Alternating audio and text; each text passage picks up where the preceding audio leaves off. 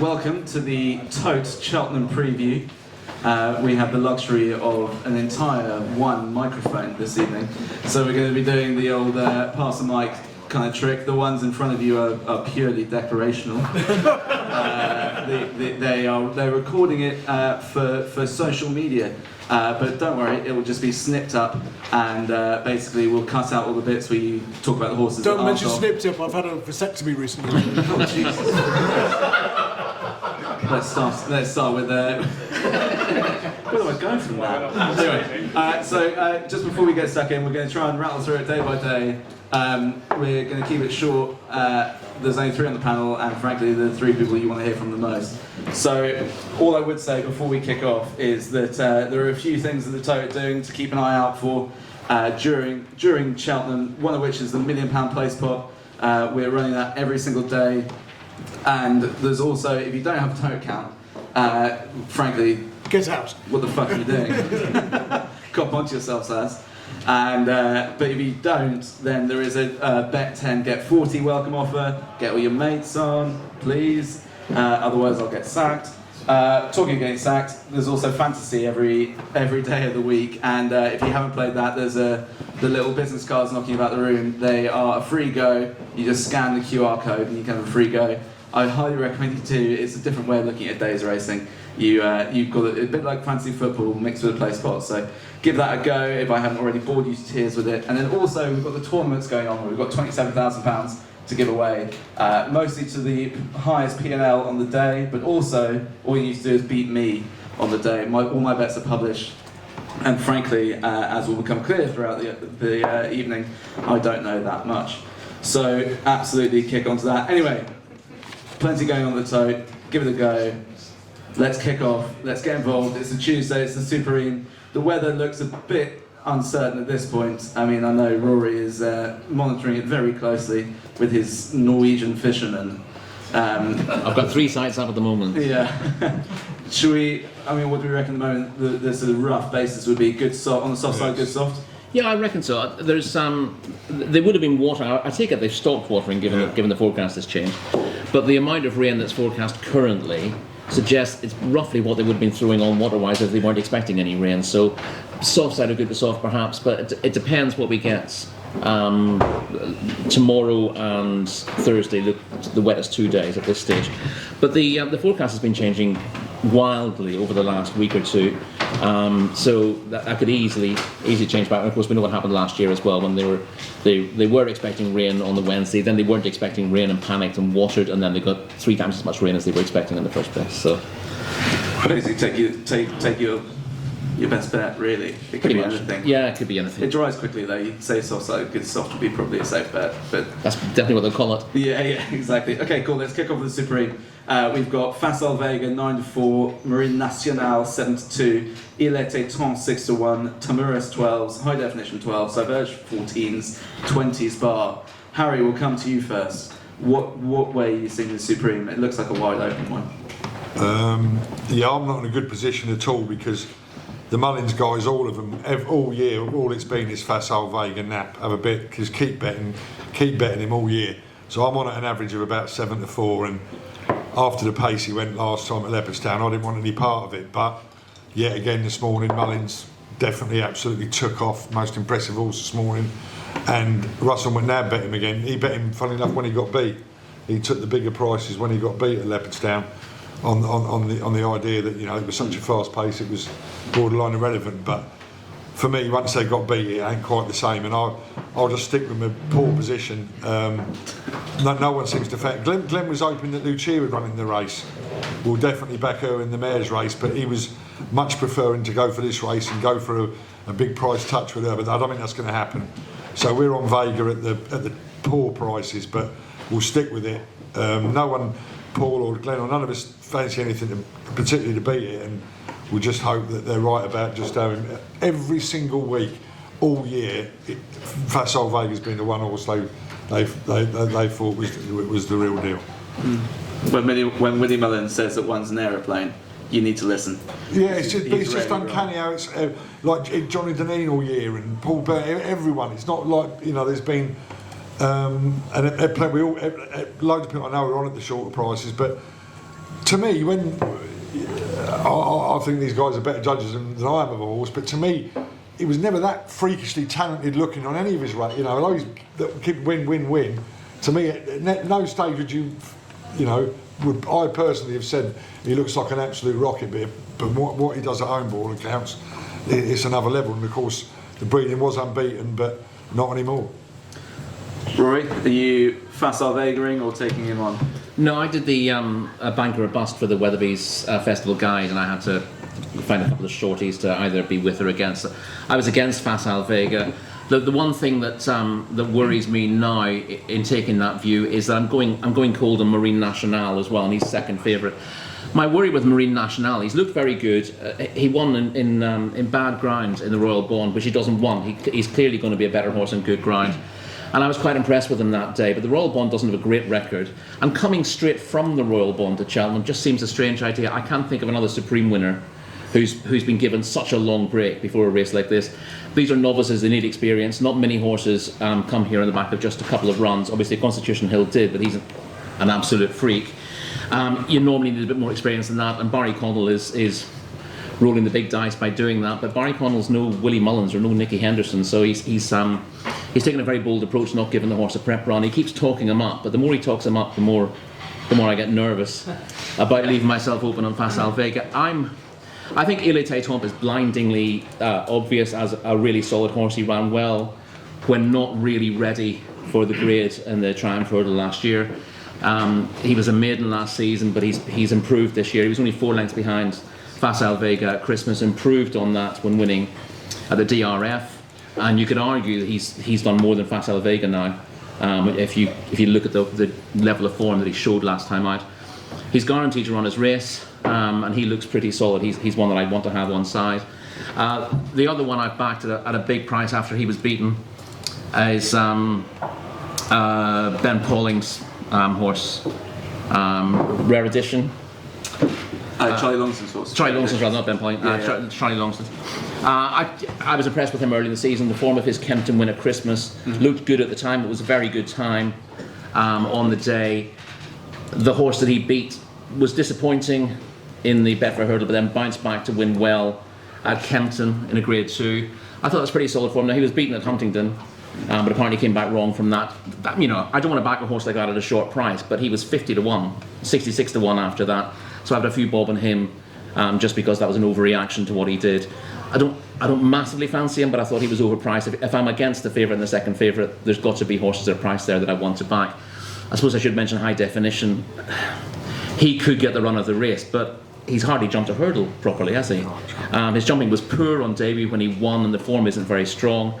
And then he almost fell at the first at Leopardstown, was slow at the third and unseated at the fourth. That is not the kind of form you want with a horse going into Cheltenham. Completely agree. And you talk about trends with Marine Nationale. We have the trends king at the end of the table there.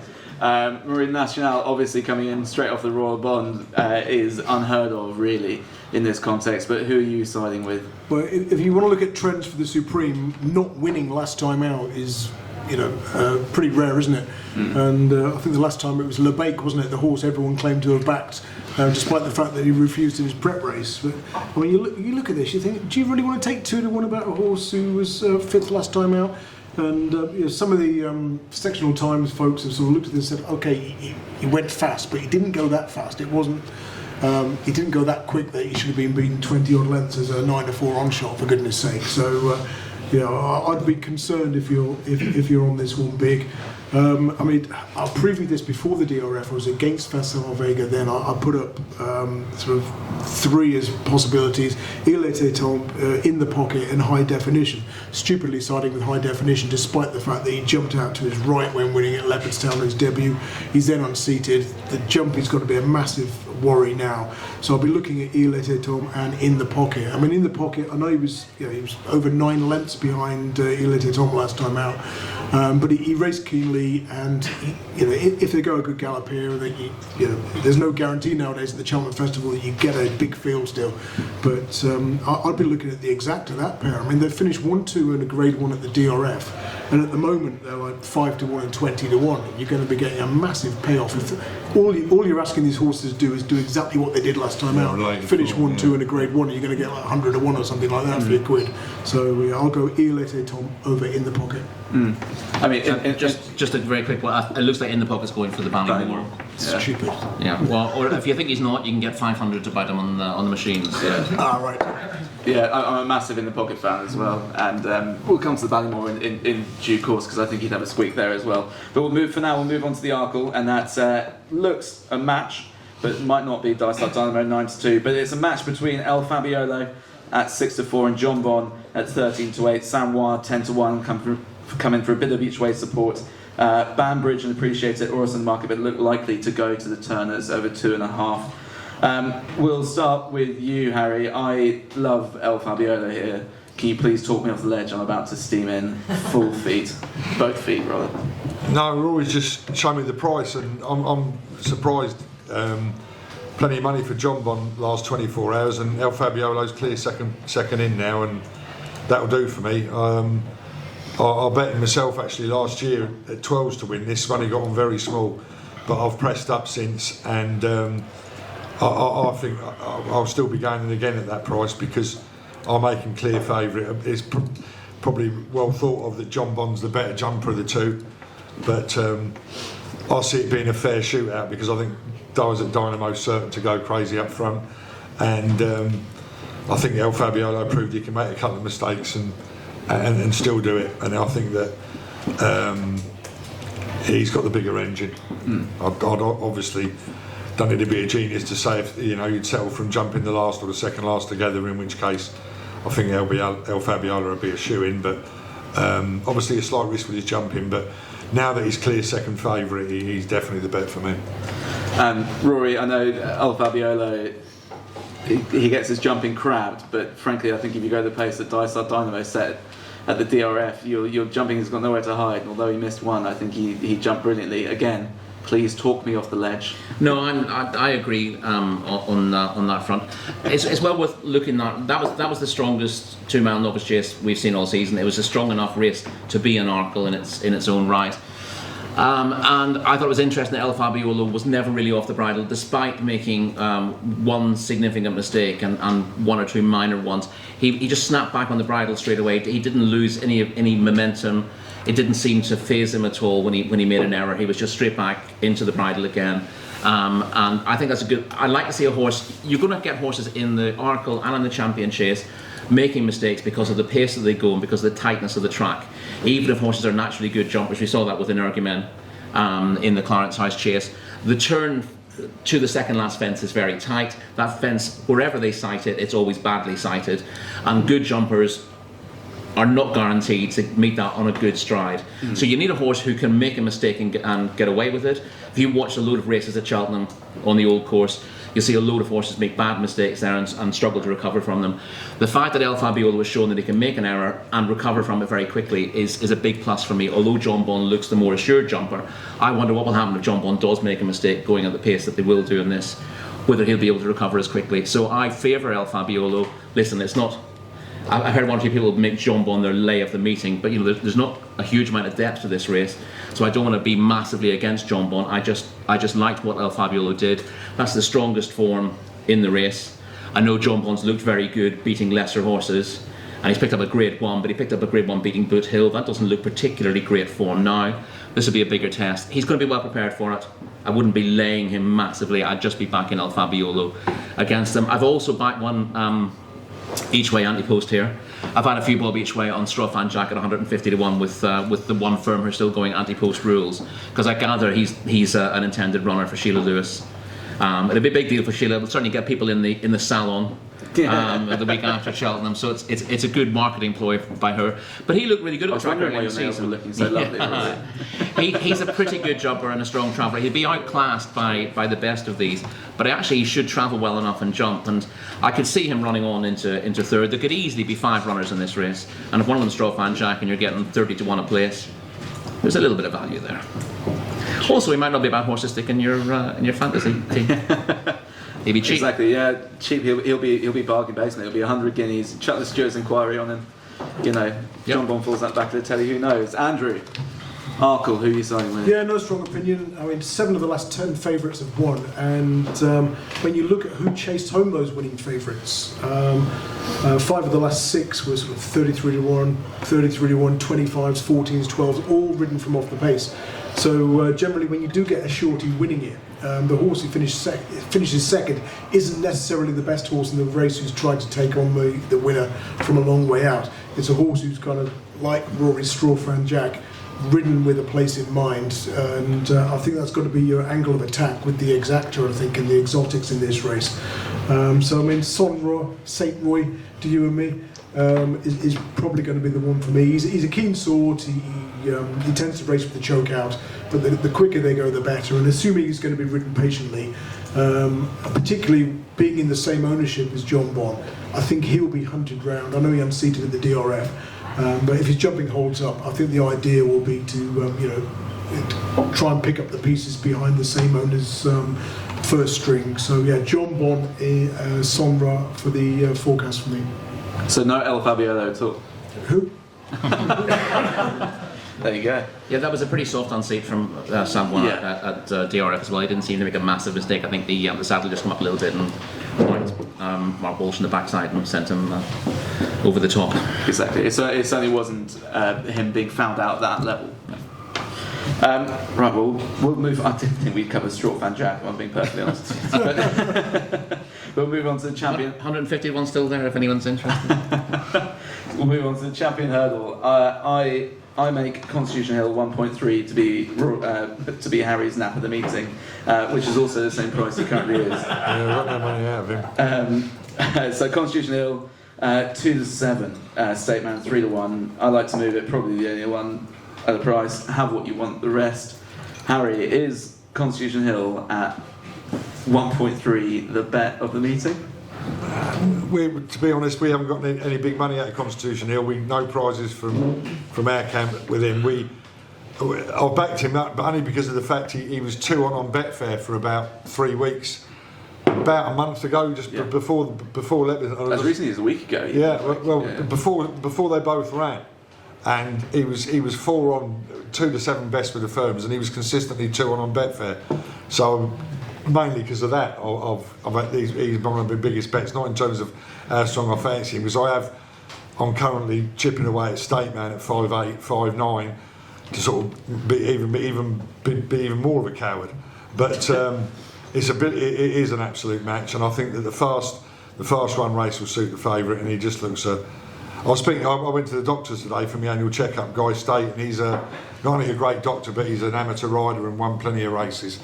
And a real good horseman, and he's just raving about Constitution Hill, and he'd be my age, sort of late 50s or early 60s, and he says he's never seen a horse take a hurdle faster than this horse, and just literally not a punter. He wouldn't bet 4 to 11 when Tuesday tomorrow, but he just purely he thinks it's the best he's ever seen, the fastest jumper he's ever seen, and bearing in mind we fancy Epitonti. Not strongly, but we think she's the value in the mare's hurdle, and how she, that form ties in. To me, it looks like, can't be in that with Statement, because I think the Mullins crew haven't been as, I think they're as confident now about Statement as they ever have been.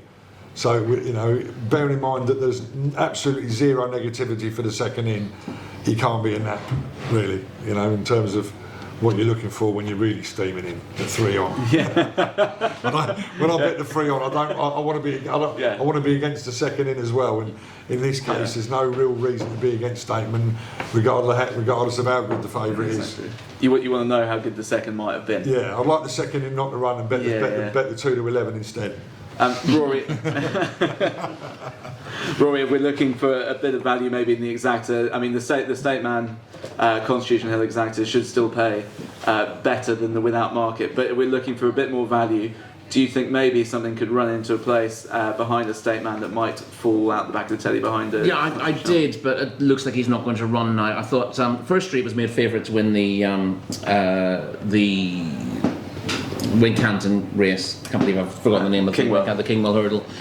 And he was a bit disappointed there, but he was held up. It was only a small field race. I like to move it, get out in front, made the running, and did it in decent style. But Wincanton's completely different to Cheltenham. It's a dog track. It's 1 mile 7 furlongs. I mean, I think the winning time was 3 minutes 30. So you get the impression that they're barely racing there at all. I thought First Street would have been the horse to come through. To be held up and come through late in the day and maybe finish second, maybe pip a State Man if State Man is ridden to beat Constitution Hill, but it looks like they're going to go handicapping with First Street instead, given these 790 currently to back on the machine. So that seems to have put the kibosh on that. I'd like to move it, but of course, if he'd finished second in the Wincanton race or hadn't run there, he'd be 66 to 1. So he's now a much shorter price.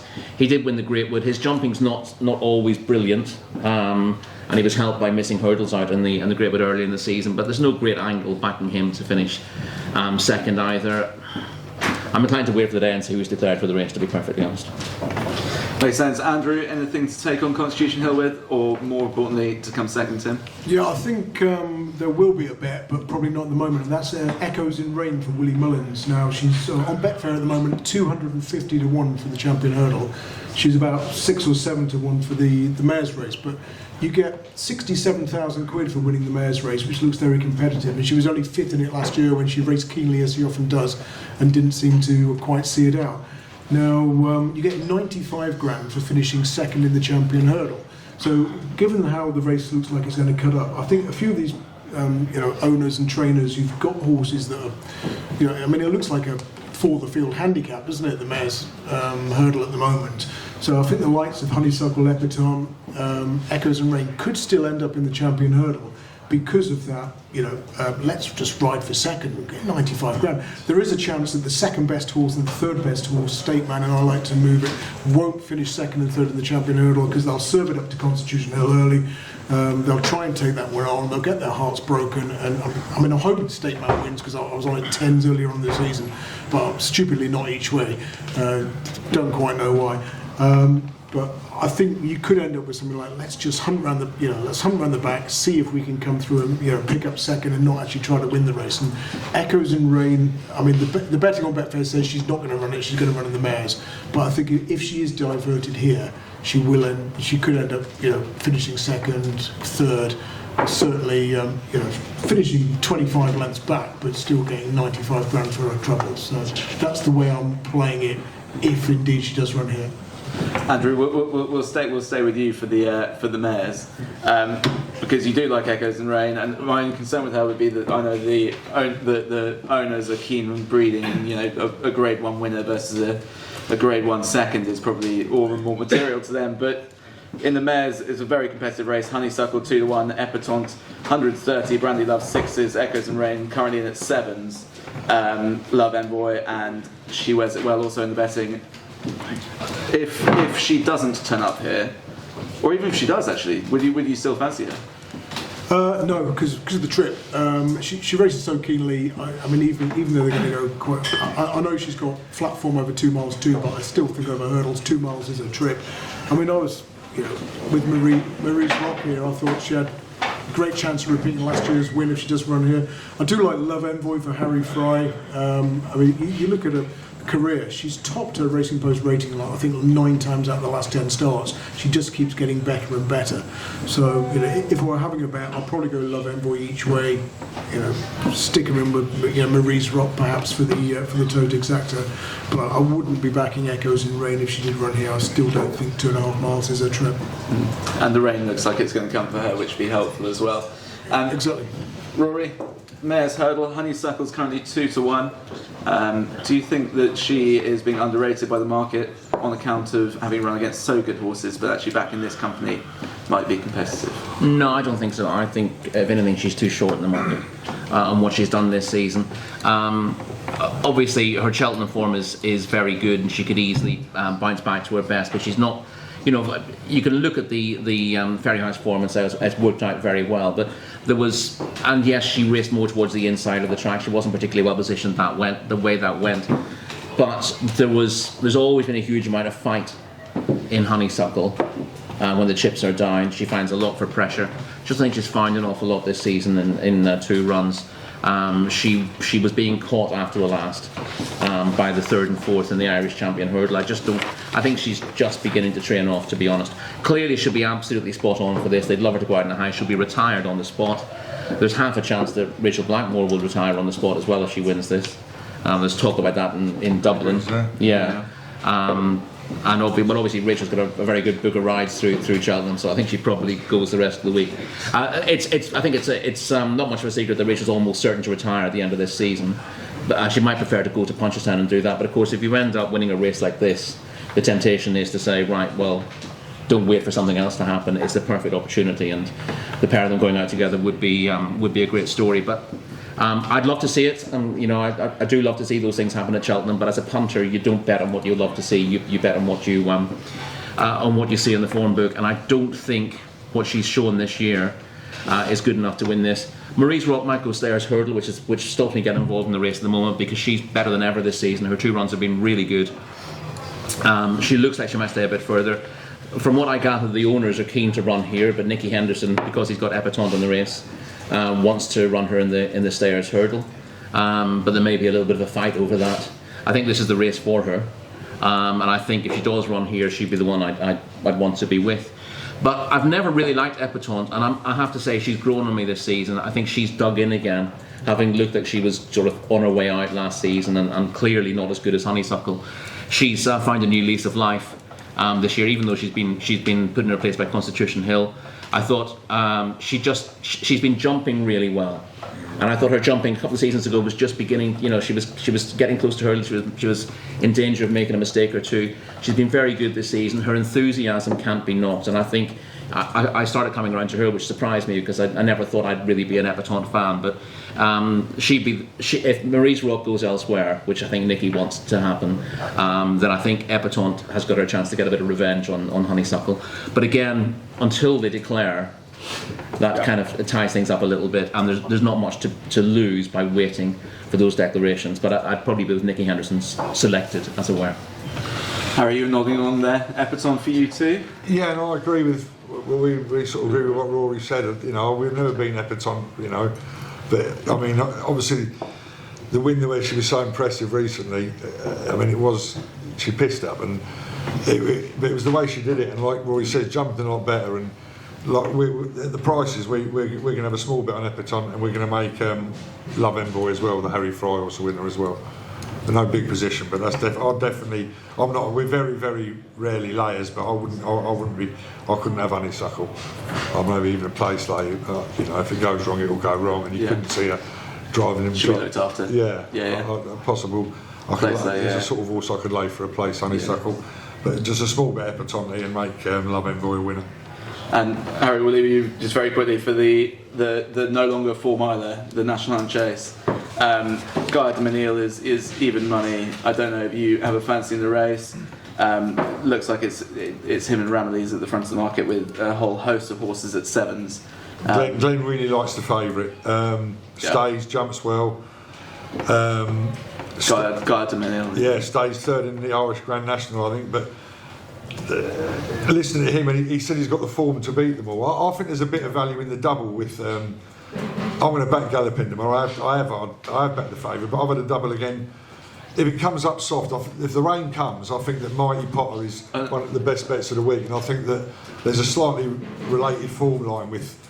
I know it was over a trip a bit too short for Galloping now, but if the rain comes, I can see Mighty Potter shortening up a lot, and I think if there was one little anti-post bet I'd be having, it'd be the double, because the form is slightly related. Mighty Potter and Gallard de Mesnil. And the only thing that puts me off Gallard de Mesnil being a good thing is that the Mullins camp, I think they've always thought he was just an ordinary horse. I like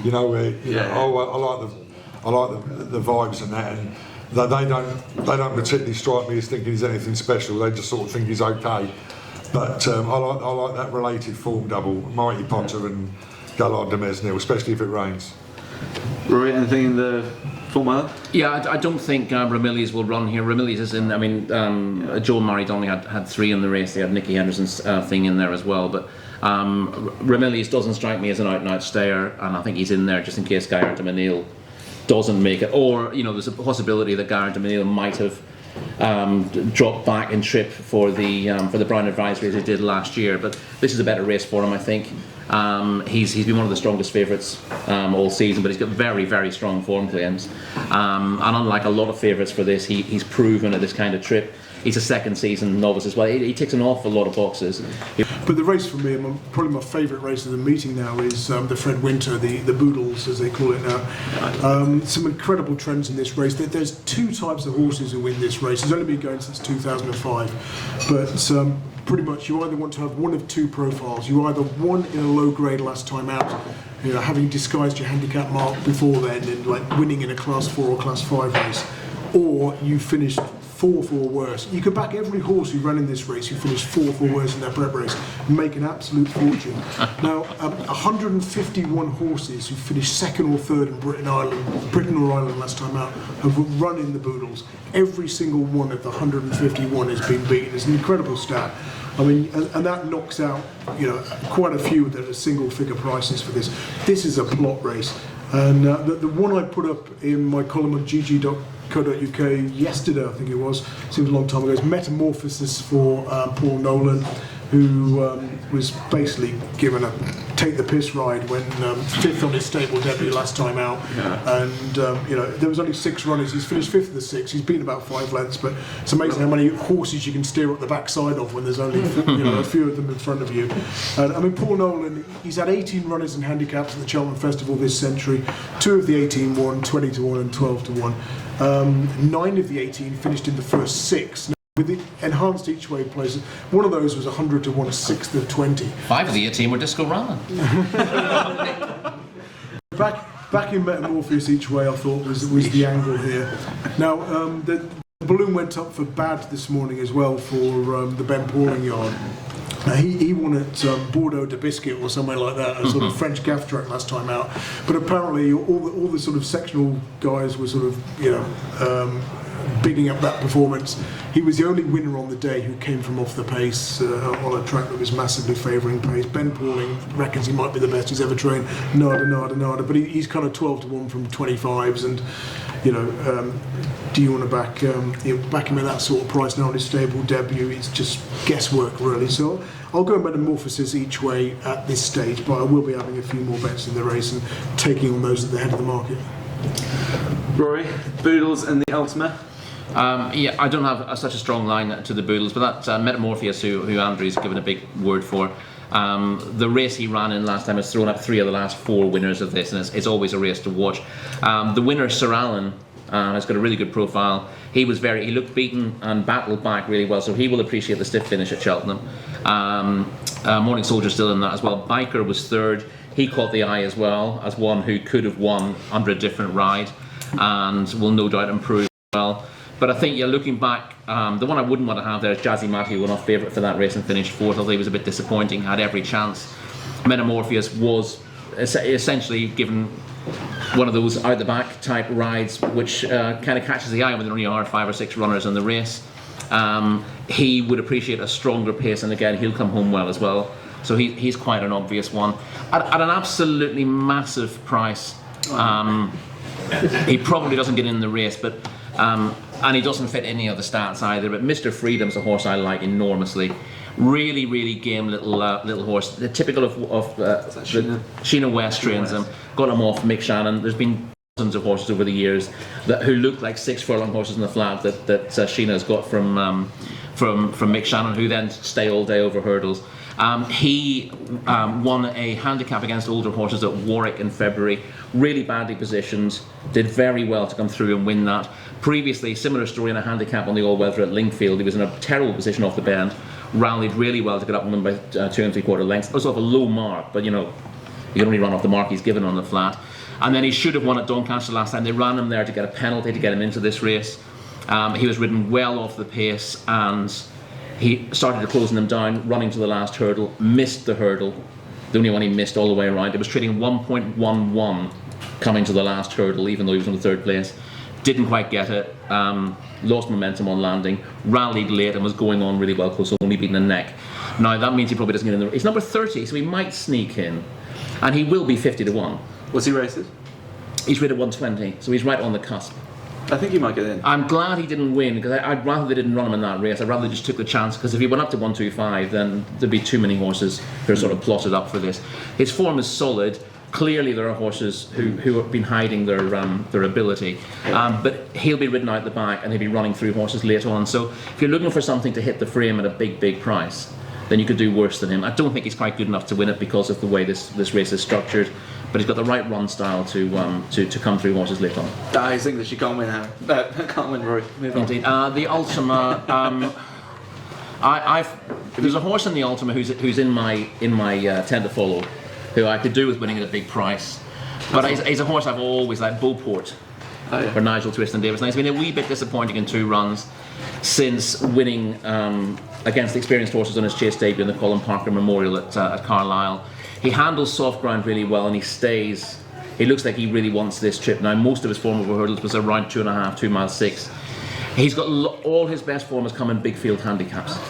So he's been disappointing in small fields the last twice. I'm giving weight away to everything in the Dipper last time out, for example, but he'll get into the Ultima off a mark of 143. He's always ridden by Jordan Naylor. So I would have thought, and of course Jordan hasn't been able to claim. He wasn't able to claim last time out. I think he still claims 3, but I could be wrong about that. So he'll be back on board again. He's in the Kinmure as well, but given he's always ridden by Jordan Naylor, the obvious race for him is this. 10 stone 12 is what he has. There are others who are in slightly better form at the moment, but I do think he can still progress from that really impressive chase debut, which reads well. And because he's so much at home in these big field handicaps, I think he might take that step forward, and you're going to get a big price about him. You're going to get 20s, 25s. Lovely stuff. Let's kick on to day 2. I mean, I would come to you guys for your quick stable stars. Let's do that quickly. So the stable star is in fantasy.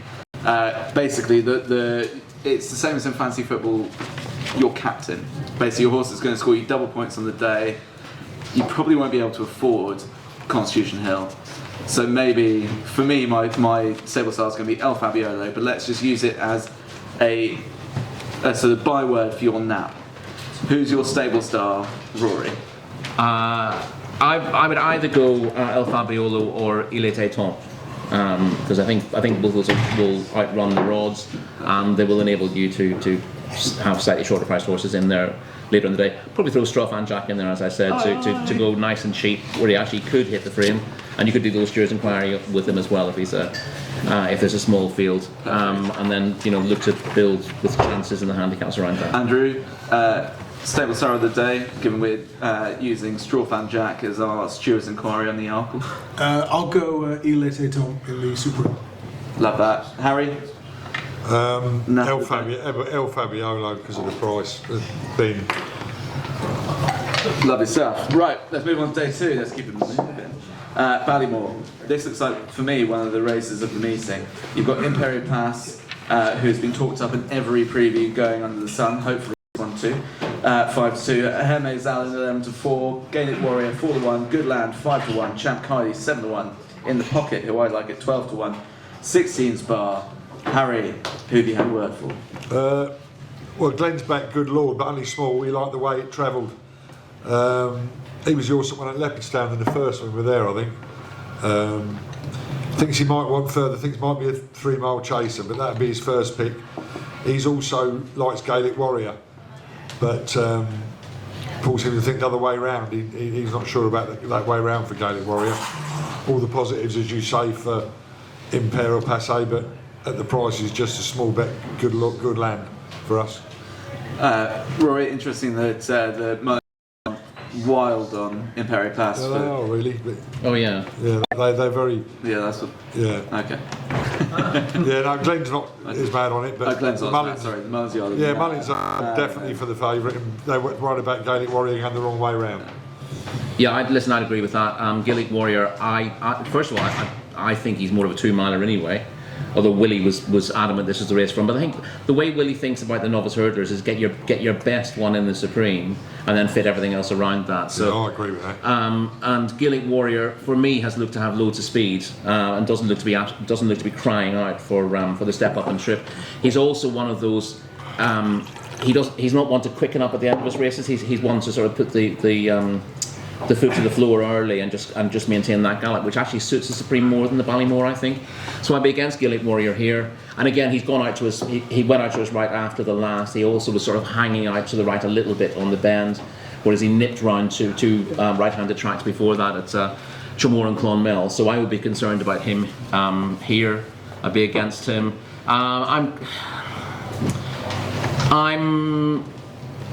neutral on Perry Pass. I know they like him an awful lot, and he clearly could be very special. He didn't have to be anything special to win the way he did at Punchestown last time out, because the Model Kingdom didn't. I mean, everyone said, "Oh, what a good jumper on Perry Pass is." He looks a good jumper because the horses he was running up against last time were terrible jumpers, and he was gaining ground in the air constantly, and he didn't really want to be in front.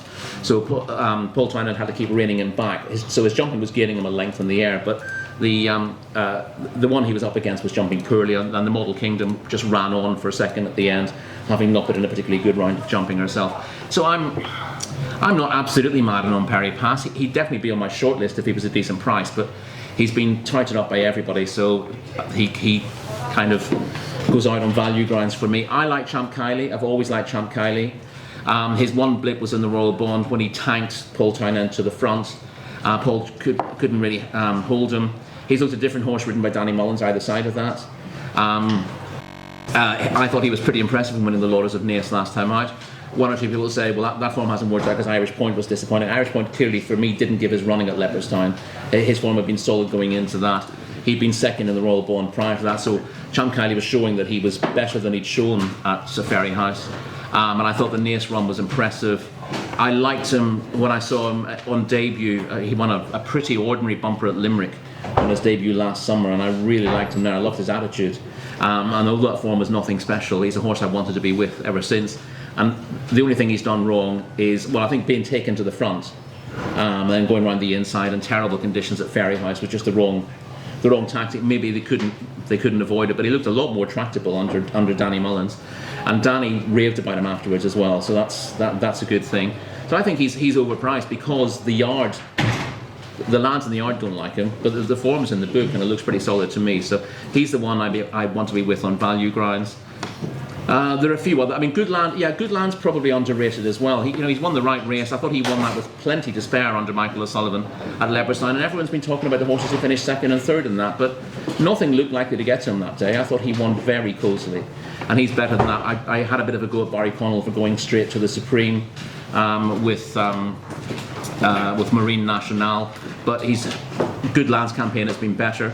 He's gone to DRF, he's shown what he could do by winning there. I think he's probably under the radar as well, so he's the other one I'd keep on saying. Andrew, big fan of Rory there, quietly calling Danny Mullins a stronger ride than Paul Townend, being able to hold on to Champ Kiley. But who's your fancy in the Ballymore? Yeah, it's hard to pick too many holes in those near the head of the betting. I mean, Imperial Pass is solid enough. I mean, the only downside with Hermes Allen is he's not trained in Ireland. And the one, I mean, I can't have a trends man tell me that the Challow form's worth it. Well, I mean, I owned a Challow, or part owned a Challow hurdle winner who ran in this race. Who was beaten in the neck by Ascot Gold Cup winner. And had never been beaten when he was in front in a race. That was Rev de Civila back in 2010. It was my 40th birthday. I backed him to win a house. He traded at 1.36 in running when he hit the front, and then bloody Pedlar's Cross came and rallied and did him. So yeah, I wouldn't. I mean, basically, normally speaking, what used to happen with Challow winners, they'd win at Newbury, on a flat track in the mud in December. It would be quicker at Cheltenham, and not many of them have sort of turned up with a realistic chance. So don't let that stat put you off. But I like Rory. I like Champ Kiley. I mean, basically, he pulls like stink if they hold on to him. If they give him his head and let him make the running, that's fine. The downside is if it comes up very soft, which it could do. Will the inside of the track be cut up after they race on Tuesday? It'll probably be soft, heavy in places. The clerk of the court will saw water anyway, and make it even slow around the inside. So will it be one of those Cheltenhams where Paddy Brennan's coming wide round the outside, in the stands, and I mean Gaelic Warrior. Everyone knows that everyone knows that he needs a right-handed track. He's better right-handed. He did only just get chinned in a handicap at the last festival when he was on that rail, wasn't he, on the in the closing stages. Could he be a bit like Goshen, that he obviously wants to go right-handed, but if it's best to come around the outside, he gets that rail, it keeps him straight. He's one for in running, I think. If that's your game, then maybe if he takes the wide route, have a few clicks when he looks like he's not going to get there, and maybe he just might. But I'll go Champ Kylie. But I do fear Gaelic Warrior, despite the worries about the left-handed track not suiting. So Andrew will stay with you there. Champ Kylie, a surprising shout from the very much shrewd. What about, I mean, by the way, this is me. What about in the pocket here if he runs in this race? I'm about to say this is me going like I really fancy in the pocket, and I was really hoping that it would get a shout for that. But Champ Kylie seems to be the consensus. Given in the pocket can be so keen on I know he's won over 2.5, but I'm still a little bit concerned about the trip at Cheltenham if he races choke out in the early stages. Yeah, he was getting reeled in by 3-card Bragg. Was it 3-card Bragg at Naas? Yeah. He only just got home there, having looked all over the winner. Of course, was the Navan novices hurdle run at Naas. Yeah. Was it? Jeez. It's okay. Well, let's move on to the Brown Advisory, the old RSA. We've got Jerry Blom 7-4, who Harry Cobden last night described as a God-given certainty. We've got the Real Wacker 9-2, Sir Gerhard 9-2, Time Hill 11-2, 14s. Have what you like, bar Rory. I couldn't look beyond the front two, and I've been against a few market leaders thus far, but this race only concerns the front two in the betting for me. Jerry Colomb and the Real Wacker. Jerry Colomb and the Real Wacker. The Real Wacker is a difficult one to get a handle on because he's been impressive at the track this season. Although Pat Neville's still talking maybe he'll run him in the Gold Cup, so there is a slight concern that the Pat's enthusiasm might get away from him, but he's handled his horses very well this season. Most people will be looking and seeing his sort of first year with a licence, but of course he had to train his horses as officially assistant trainer to Anne Duffield last season. But of course that was just a flag of convenience. He had to jump through hoops to get his licence in the UK. He'd been training for years in Ireland before that, and obviously struggling to make his mark against the big boys. But when he got a good horse, he did pretty well with it. So Pat's got lots of experience, and his horse, could be an absolute superstar. I think he might be better even though he's won at the 3 miles and looked a good stayer the day that he won. I think he showed lots of toe when he won last time out in the Dipper, and he might end up being better at slightly shorter. So for me, although I do give him a chance, I think this is one of the favourites of the meeting, Jerry Colomb. I think he's really, really solid. Maybe not God-given certainty, but certainly the right favourite. Harry? Jerry Colomb 7-4, God-given certainty? No, we'd want a little bit bigger than that. I think Glenn's on the backing him at sort of 2-1 or a bit bigger than 2-1. We missed the boat, we keep missing the price, we've been a bit slow with Jerry Colomb. I was at Leopardstown and you miss the atmosphere of what it used to be like, really opinionated racegoers, and I was in the betting shop, the Big Paddy Power betting shop at Leopardstown when Jerry Colomb won at Sandown. I was there to watch Everton playing Arsenal as it happens. But it was like turning the clock back 20 years when Jerry Colomb won. He looked beaten come again, and the atmosphere, there was the one, that was just magic. It was and such a knowledgeable, you just wouldn't get it on the way. You wouldn't get it in the betting shop at Sandown or at Ascot. But and they knew he was running over too short. Yeah, and he was just more digging the ground, but it was still all on. And not only that, when he got up and won, it was a great atmosphere. Trying to watch the football. So I hope Jerry Colomb wins. Very much like tonight. Yeah. Now a few people this year have said to be on him, but we've got no sweets for the prizes, and we would want a little bit bigger than twos, but Rory fancies him strong as well. I'm sure we'll be with him in some way, and hopefully it'll be a little bit bigger on the day. And Andrew, anything in the Brown Advisory that you like? Are you taking on the front two? Yeah, the worry with Jerry Colomb is that he's only ever raced right-handed. I know he's unbeaten 7 from 7, but he's never gone left-handed. And why did they go to Sandown? Why not go to the DRF? Maybe because they thought the track would suit it better. I don't know. Bit of guesswork there. Split him up versus Mighty Potter. Sorry? Split him up versus Mighty Potter. Yeah, possibly, but again, it's like, do you want to take a short price about a horse in a Grade 1 race who's never jumped on a left-handed track before? You might end up jumping violently out to his right at the first and finishing out the back of the telly. There's better 2-1 shots running at Linkfield this week, so yeah, not for me. Don't tell me a 2-1 winner at Lingfield's as good as a 2-1 winner at Cheltenham. I'm I'm saving that for the bingo card later on. I mean, if I was going to bet, I might just chance Thunder Rock, who was third to Jerry Colomb at Sandown last time. Had run a shocker the last time he ran at Sandown, albeit over hurdles. Maybe going back to Cheltenham will suit him better. He ran third behind the real whacker. Perhaps didn't jump as well as he could have done, and the pace of the race didn't suit him that day. So 14 to 1. You give me a fiver, I'll have 250 each way on Thunder Rock. It's not a race I'm particularly keen on, and certainly don't want to bet Jerry Colomb at a short price. Love it, and then we'll move on to the champion chase. We've got Edwardstone and Energumene currently trading blows at the front of the market, 7-4 favourite. Let's call them 7-4 joint fabs. We've got Editor Jeet 6-1, Gentleman to Me 8-1. Have what you like the rest. Rory, Edwardstone or Energumene? I've gone again, having written in the Weatherby's Guide to the Festival. Neil my colours to the mast early there. I was with Edwardstone as a banker. He was 5-2, 11-4 at the time. I just thought he's absolutely rock solid. It surprised me. I thought, given that he wasn't so much late to chasing, but he missed the season because he fell on Chase debut in a handicap, and King decided to go back to hurdles with him rather than have sort of a truncated campaign. So he ended up going chasing a year later than expected. But he was very good, although it didn't seem the greatest crop of novice chasers this season. But you can't really knock the form that he showed when he won the Tingle Creek.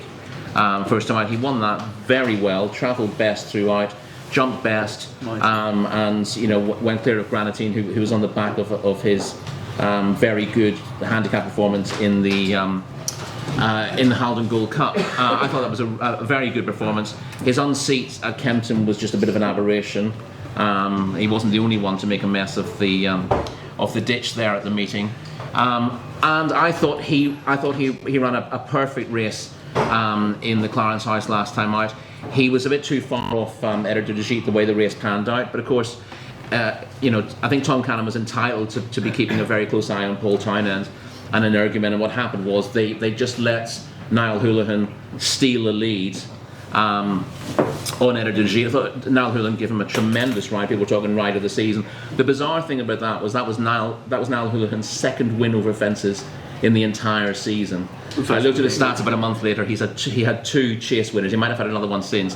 There's only 2 chase winners until the end of December, where Editor de Jeet, when he sprung a surprise in the Desert Orchid, and then in the Clarence House. That's absolutely bonkers, given that the ride he gave the horse both times looked absolutely superb, but no other chase winners for him this year. So he got everything right that day. He kicked on at exactly the right time. Tom Cannon had a lot of ground to make up in Edwardstone, made it up. Thought he had his race won, and Editor de Jeet just found a little bit extra. A few people crabbed Edwardstone for that. Thought he should have won, but I think the effort that he made to get himself to the front just left him vulnerable late in the day. Normally he'd be ridden slightly closer to the pace than that, and I think he run the race again. I don't think they're going to let Editor de Jeet get a free in front this time, and that's the key to him. He wants to be ridden from the front. I think if he's put under pressure, that obviously makes him slightly less effective. For all he's done really well this season, and I think in that scenario, then the race pans out differently. I'm not. So I'm not are we falling on Edwardstone? We are falling on Edwardstone. The tricky thing with this is wondering how Energumene's going to be ridden. And the thing about Energumene last time out is he'll sit in though. Well, yes, he will, but I think he'd be better off going to the front. But I don't think they're going to do that with him. And that's the problem. I think Energumene, the problem with he wants to be using his stride all the time. When he's been asked to stretch into his fences, his jumping's really good. When he's asked to go short, he doesn't organise himself that well. You saw that at Punchestown last year when he had the race won, and he met either the second last or the last wrong. And again, he was getting in tight to his fences early on because he was being restrained, and then the first fence in the home straight, being a tricky fence anyway, he's got that wrong, and that's lost him the race. If they went to the front with him, I think he'd win. But I don't think they will, and I think that makes him a little bit vulnerable, whereas Edwardstone is going to stop. He's going to sit midfield and stalk them and produce his run in the straight. And he's very effective at this track, and he's less likely to make a mistake at the second last than most of these, I would say. So he sort of comes out as a percentage call, but the betting's too tight for me to be massively confident about that.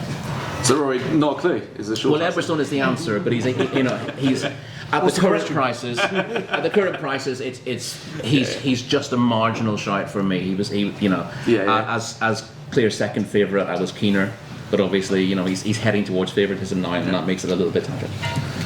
Harry, do you have a stronger view? Are you siding with the Irish here? Yeah, I'm with Glenn. We don't want to beat. We bet in Ergamine last time, and we fell quite heavy, same as a lot of other people. And not for me after that, no. We do. Schooling over the white fences, Harry. I got carried away. Well, I got carried away. I believe that was a real good race, him and Shiskin at Ascot. But I think those laces leave their scars, and Shiskin never turned up at Cheltenham after that, for whatever reason. So I'm just not sure that how good his form was after that in terms of who he beat now, in retrospect. And having got beat last time, I won't be back in any of the front two, but I'd nearly be laying in Ergamine. I would have been like, if the rain doesn't come and it's not genuinely soft, I'll be laying in Ergamine small. We rarely do that. And Andrew, anything to take on the front of the market with? I mean, we're clearly we're a bit soft, a bit unsure on the front of the market. Is there anything at price that we could get stuck into? Yeah, a couple. Nube Negro goes really well when Fred run well in the race before, been off for 11 weeks. Soft ground was no help, and a patient ride, no help at Kempton last time. If it's not too squidgy underfoot, then he'll run a good race. And Grianatine, he's run well in the race before at a massive price. I know he's probably best right-handed, but he's got a fantastic record following a defeat. He was chinned at odds of 2-1 on at Newbury last time. That's when you want to back him, when he's 33-1, and you can back him each way 3 places. So, yeah, I just, you give me the 100 quid you're giving me on 25 quid each way on Nube Negro and Grianatine. We are not, backing Alan King horses at Cheltenham full stop is a route to the poorhouse. Backing them at short prices, particularly so. And Ergamin's probably best right-handed. Editor de Geet, was he flattered last time out? He's going to give you a good run for your money. But yeah, just go Nube Negro, Grianatine, and you get 7 runners in the Placepot here. That pair finished 1-2. It's going to pay about 100 grand at least.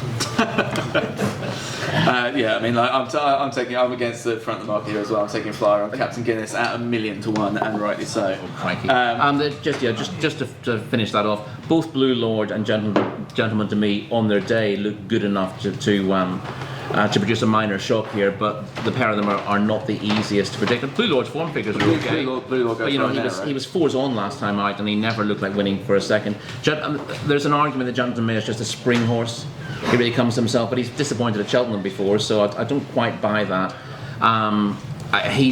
He seems to be best when he gets his own way, and he's not getting his own way here, so I don't really fancy Gentleman to me. I think Blue Lord could bounce back, but again, he was behind Everstone in the Arkle last year, so he's an easy horse to make a case for based on his win at Christmas at Leopardstown, but not otherwise. He goes right there, doesn't he?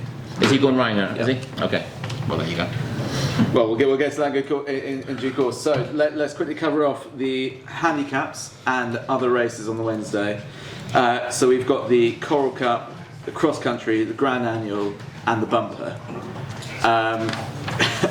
Harry, you look at me with disdain, as if you can't believe those races are on the card. Yeah. Do you have anything in that, or should I come back to you in a minute? No, I know that Gordon Elliott, Delta Work looked like the ideal prep race for the country chase, but whenever you speak to Gordon Elliott, he's always talks up Galvin, and I think he's still keen on Galvin in that race. And the only one in the handicap that Glenn showed any interest for is fancy a lot of Charles Burns horses this week, which is funny that. Yeah. Is it Run for Oscar? Is that the one that runs in that race? Runs in the Coral Cup. Yeah, the Coral Cup. Yeah, but I think that would be, if the rain doesn't come, I think on the better ground, he's definitely going to have a few quid on that, but that's the only thing on those 2 races. Rory? So we got the Coral Cup, the Cross Country, the Grand Annual. Coral Cup is a race I'm not interested in until I see Dex, because that and the Martin Pipe are, a little bit of a bit on the county. There's just too many threads in that. The Bumper's worth a mention. Again, it's hard to know who's an intended runner there. I liked Neil Mulholland's Wilmount, who clearly isn't going to run now. Because he's won twice at Doncaster. He's a nice horse. If it comes up quick, then I think the market has overreacted to Queen's Gamble's defeat. Obviously, you know, on a Tote night, you've got to be nice about Queen's Gamble. But yeah, she ran up to her best form, despite the fact that she probably just needed that. Oliver was desperately keen to get a run into her. The race hasn't really panned out her way. Market Raisin's not her track. It turned into a sprint for home. She's looked very, very good at Cheltenham twice. She clearly needs good ground, so if it turns out soft, she might not run. She might be left for re-entry instead. In the Grand Annual, the horse I liked here, and unfortunately I had Lydia Hislop put it up in a preview last night, so the price may not land. That's terribly rude. There's an interesting argument that horses, you couldn't back horses who were on the downgrade in Cheltenham handicaps for a long time because it took the handicapper far too long to sort of release them from where they were. They're now being dropped a little bit quicker, and I thought you can make a very strong case for Rouge Vif, who was, I think, second favourite for the Champion Chase 2 or 3 seasons ago. He bolted up in a handicap off top weight over the course and distance on his reappearance, and everyone was rushing to back him for the Champion Chase. He was never good enough for that, but he's now fallen to a mark of, I think, 137. So he's a long way below his old mark, 137. He's back with Harry Whittington. Harry Whittington bought him off the old owners when they had a bit of a dispersal. It's interesting that he was keen to get the horse back because he obviously thinks he can do something with him. He ran over hurdles on his first 2 starts this season, left Paul Nichols after falling at Newton Abbot, I think, and then had his first run back over fences at Doncaster last time out where he caught the eye. He travelled pretty well for a long way and then sort of backed out of it late on, but looked like that run would bring him on, and looks like he's been laid out for this race because they know he's going to get in, and it's a case of working out what handicap mark they think he could do damage off. 137 is what they landed on with a £3 drop from last time out, and I think he's interesting. I thought I'd be looking at maybe 33 to 1 about him, but I don't think that's going to happen. I think it's going to be a 16 to 1 shot, but he still makes some appeal at that. You do need to have something that's going to be on the pace here. And we saw that last year. The winner made pretty much all the running. This is only the second year that it's been on the old course. Third year, sorry, it's been on the old course. And it's so much harder to make ground from off the gallop over this 1 mile, 7.5 furlongs. When again you've got that tricky fence early in the straight. It used to be, you know, you watch Paul Carberry win in Belvano, which is featured on a few videos lately. He's come from way off on the new course. You could do that, and they went too hard. The nature of the track meant that you could creep into it. You can't now. You've got to have something that's going to be on the pace. So whatever you fancy, it mustn't be a hold-up horse. Having a new courses at Cheltenham. Anyway, Andrew, the handicaps and other races on Wednesday. The Coral Cup's the easiest race of the week. You just back these top 6 in the weights. You've done that in the last 10 years. You've found 7 winners, 72 bets. You'd have made £108 to a £1 level stake at SP. So probably get you through the Placepot as well. Even take out last year's 50 to 1 winner. Was it Commander Fleet? Yeah. You'd have still won a few quid. I think you got the exacta as well last year. So if you got a few quid to spare, just perm the top 6 in the weights in trifectas and exactas. At the moment, as things stand, maybe Phil Dorr for Gordon Elliott could be the one, around about 16 to 1. The cross-country chase was always known as the toilet break when I was a racecourse bookmaker, because it was the only chance you got to go for a pee during racing, and that's what I've been using for it again this year. So I don't know why they still have it at the Cheltenham Festival. It's not a real race. The bumper I agree with Rory about is Oliver Sherwood horse, Queen's Gamble. Raced in the swamp on the inside at Market Raisin last time out. You couldn't win around the inside that day. God knows what they were doing. I know the yard was quiet at the time. Should have been wide. Getting a bigger price, that's what they were doing. I thought she'd run a good race. And I've done some work for the Jane Williams yard on the Grand Annual for Son Segal. And the question was, what should we do with Son Segal? And the answer, to cut a long story short, was, for fuck's sake, run him in the Grand Annual. He got beat by Melistic at Doncaster last time out, but he was given too much to do. The winner got first run. And hopefully David Noonan will have a little bit closer to the pace this time. I bet him at 16 to 1 each way today, and that's under pressure. The worry was the ground would be too quick for him, but given the watering and the weather forecast, I said, you got to enter him. It's non-run no bet anyway, so Son Segal for the Grand Annual. Love it, and you two girlfriends have been chattering away there. Care to share? No, we were talking about the day 3. We were going to day Okay, right. Perfect. Well, in that case, we'll just momentarily, before we have a quick break, we'll just go. Oh, do you want? I just want to ask Andrew a quick one. If you've been speaking to Jim Williams, she's got another one on the Grand Annual. Is that an intended runner fastback? Can't tell you. You can't tell me. You're not allowed to. There you go. You heard it here first, folks. It's not being filmed. Classified information. Okay, cool. We'll quickly come to the panel for their stable star of the day. So basically, if you think you've got a good thing in handicap, that could be a stable star. If not, then a short-priced thing that definitely wins. So Rory, stable star of the day. Well, Jerry Colomb maybe, if I can find cheaper ones to fill the frame. The other one I didn't even mention, the cross country. Galvin makes an awful lot of sense as a either a stable star or a steward's inquiry. I had a long argument with a friend today saying, oh, he must think Galvin's gone up the game to run him in that race. And it's like, do you not know how Gordon Elliott works? That's, he puts them in this race because he thinks they're going to win the Grand National. And he goes, yeah, but he'd be running in the Gold Cup if he really liked him. No, not Gordon's way.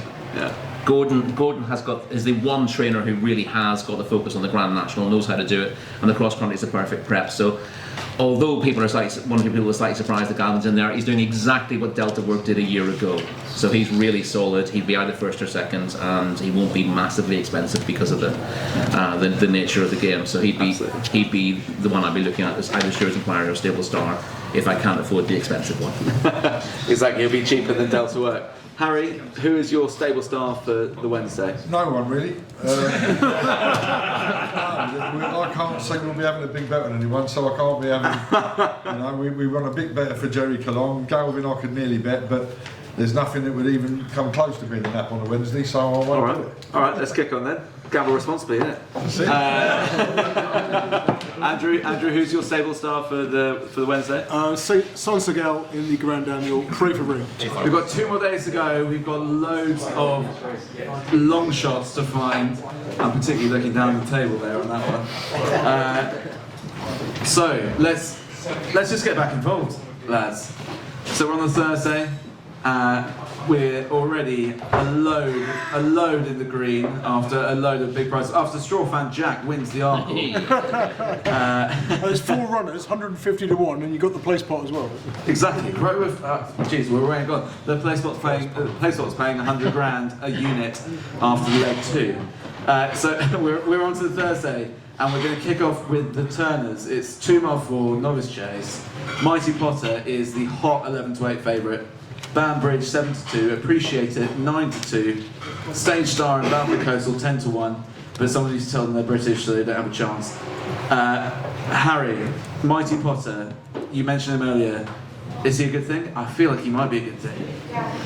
I think he'd be I'm a ground fanatic, and I think if the rain does come, I'd fancy him extra strong, and I'll take he's 6 to 4 now on the machine, 11 to 8 with the firms. I think if the rain comes, because some people are predicting a lot of rain. I know they're saying, but if there is a lot of rain, I mean, I think that the obvious play in the race is to save on Bainbridge, and I think that if the rain come, you could sort of you wouldn't even be certain to run.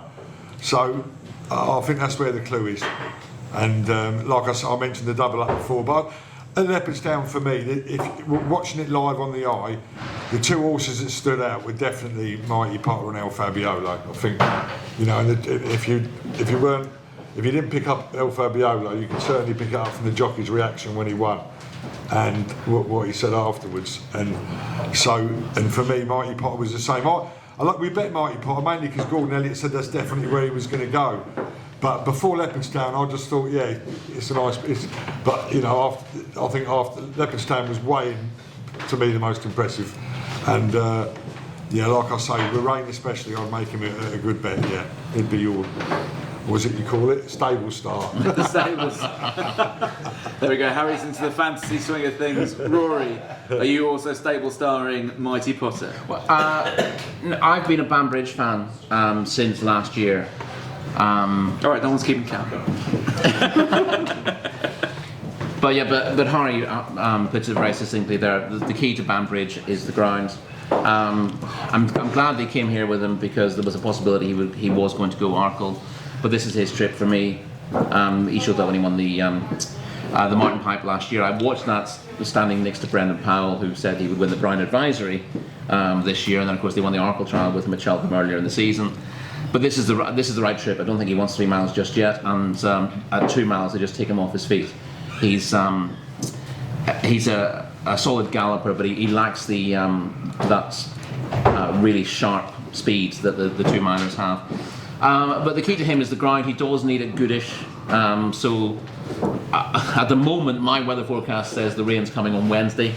On Thursday rather. Tuesday and Wednesday look reasonably dry at this stage. Again, touching words, that's changed from 20 minutes ago. So it's always going like that. So I was with Banbridge early in the season. He's as short as he can be now, to be perfectly honest. I love the way he saw his race out at the Dublin Racing Festival, but that also showed that he lacks that little bit of pace that one or two have. And Mighty Potter, of course, over the longer trip was very impressive that day, and the performance he put up was better than Banbridge did in finishing second in the shorter race. But Banbridge will improve for stepping up a trip. Going that little bit slower will help his jumping. He looked a very good jumper early in the season, but he just needs to be going that slight stride slower to bring his jumping into play. They were taking him off his feet in the Irish Arkle, and he made a couple of errors as a result, but came home really well. At this stage, even though I'm with Banbridge, I think Mighty Potter's a pretty solid favourite. I certainly wouldn't be advising against him. There's a lot of chat about him not handling the track last year. I don't go for that at all. I think after the race, Gordon Elliott said he didn't think he wasn't travelling. He didn't think he really handled the track. But the key last year was he was on ground that was really fast, good ground, almost on the firm side of good, in an incredibly strongly run Supreme at the wrong trip. He's not a 2 miler. He does want a little bit further, so they took him off his legs a little bit, and then of course he made that dreadful mistake where he lost his back leg, and he immediately weakened as if he'd injured himself, and he did actually come back lame. I don't think it came to light immediately afterwards, but when a horse does the splits like he did, there's bound to be an injury there, and I think he came back a little bit distressed from that. Not track related, unless he remembers it when he goes there, but I think that's a bit unlikely. I wouldn't put you off him. As I said, I've been Banbridge all season, so I'm not gonna switch ships. I don't appreciate it at all. I thought he was very disappointing at the Dublin Racing Festival. That race was run to suit him. It was absolutely set up for him, and I thought he finished weakly. He didn't look like he wanted further. He looked like he was just a disappointing horse. I mean, David Casey can't have him beat. Yeah, well, in this race? Yeah. On what ground? Any ground. David Casey, but David Casey rides him every day, and I believe he's probably a shade blinkered on it. Oh, I'm sure. Because he literally, of all of his horses at this meeting, he said Appreciator is the one that he is in love with, and I think but the key to that is in love. Love is a dangerous thing, isn't it? What Rory said about the last time out, it was in a lovely position, wasn't it? Appreciator. I remember how short it was in running. I was trying to bet it in running because I was live. And I thought it was so short in running. It couldn't have gone better for him. You had a short runner in front, setting a really strong pace. It was perfect. He was laying up perfectly easily, but when push came to shove, he didn't find anything for pressure. Nothing. So that's a big worry for me. And beyond him, Stage Star, I think, should be running in a handicap rather than this, to be perfectly honest. Balco Coastal, again, I mean, he ran okay behind the Brown Advisory winner Jerry Colomb at Sandown, but I don't see him as a Grade 1 winner at this trip. And there's nothing. I mean, he has form franked by Solo the other day, I guess, but still, that's middling 150, 145 form. It's not necessarily. Yeah, and I'm always worried by form franked by Solo. Paul Nichols, his horses seem to absolutely come alive for that Kempton meeting, and Solo's only 2 really good runs have come at Kempton in February. And in between times, he's been remarkably easy to beat. So I wouldn't be drawing too many conclusions from that. So yeah, there doesn't seem to be an awful lot of depth here. Mighty Potter and Banbridge are the pair. If it gets soft, Mighty Potter looks an odds-on shot. Andrew, anything outside the top 2, or are we going for the Mighty Potter exactly? It's a crap race, isn't it? Let's be honest about it. There was, I mean, Mighty Potter, he did have a bad experience at the festival last year, but he collided with a rail on the way to post. He had to be passed fit by the vet before he ran. And so I think you can draw a line through that. If he handles the preliminaries, there's no reason why he won't run well. The obvious each-way alternative is Banbridge, but then 4-1 is not exactly enticing at the moment. I didn't like Sir Gerhard. Journey for me was interesting if it came up soft or heavy. He's had 5 completed starts on yielding to soft or soft to go and 4 wins in a second. That's second to Impervious by half a length, who's favourite for the Mayor's Chase, and she looks particularly good. Stage Star is not up to this grade, I don't think. He's had 5 goes in Grade 1 company, won a weak shallow hurdle and got beaten in the others. Grade 2 or lower, 6 wins in a second from 7 starts, so like Rory, I think he should be getting the handicap route. Balco Coastal was semi-interesting, given that when he won at Kempton, he jumped out to his left. Chased home Jerry Colombo last time out, and again showed a bit of a tendency to go to his left. I think he'll improve returning to a left-handed track, but he's probably reliant on good to soft or quicker ground as well, which is not certain to get. So probably the favourite, but I would be quite interested in Journey With Me if it came up genuinely soft. He's Journey With Me is in at Naas at the weekend in a Grade 3. Yeah, Sunday, isn't it? Now, judging by the Betfair prices, it looks like he's going to go to Naas instead. I thought Blue Road was brutal last time. I don't think I've ever seen. It's so rare in horse racing to see a 2 to 7 chance in a race like that just run so flat. And it was one even before the race. For me, Blue Lord, it's just not the type of horse to bet that price anyway. But no, I just find what's happened with Shishkin since the Great Battle, since they had that Great War. I just have to pass. I think it'd be a bigger price than that, but I think it's impossible to have an opinion. Rory, would you be wanting to take some Shishkin on with something? Yeah, I don't know what it will be yet. And if I am, it's essentially from an each way perspective, and again, Harry makes the point that Shishkin would be impossible to oppose if you knew that he was going to repeat what he did last time, right? Yeah. And I think he probably is, but there's just enough doubt about that to stop you piling in at the price he is at the moment. I suggested on the show I did with Ruby Walsh that he was. That's the Paddy Power from the horse's mouth. That he was. That he was a decent bet before Ascot. Just take a chance. I said, actually, I could see him getting beaten at Ascot and then coming to Cheltenham and running a better race. I thought, because he went out to his left in the Tingle Creek quite badly, I thought Ascot might not be the ideal place for him, especially coming back reasonably quickly from a wind operation. And I was happy to support him if he ended up sort of running second at Ascot, and then he'd be a reasonable price for this. That was what I was hoping for. But he was 6-1 before the Ascot race, and he was strongly fancied for that, and now he's almost unbackable. But there's still the old question marks are still there to some degree. But who would you? I don't think Blue Lord actually stays this trip. I know he won the Clonmel Oil, but that was a weak race. He didn't exactly outstay them there. I thought he's won pretty narrowly in a bad time at a track that favours speed, even on bad ground. So I'd be worried about his stamina this trip. And in a manner of speaking, I'd rather he ran a complete stinker at Leopardstown last time. The fact that he finished second almost makes it worse. It makes it look like that's his form, and that form's not good enough to win a Grade 1 at Cheltenham. Confitted won't go here. Chapman Boursois won't go here. Fakir Dudry might not even go here because he missed it last year. Nothing goes here.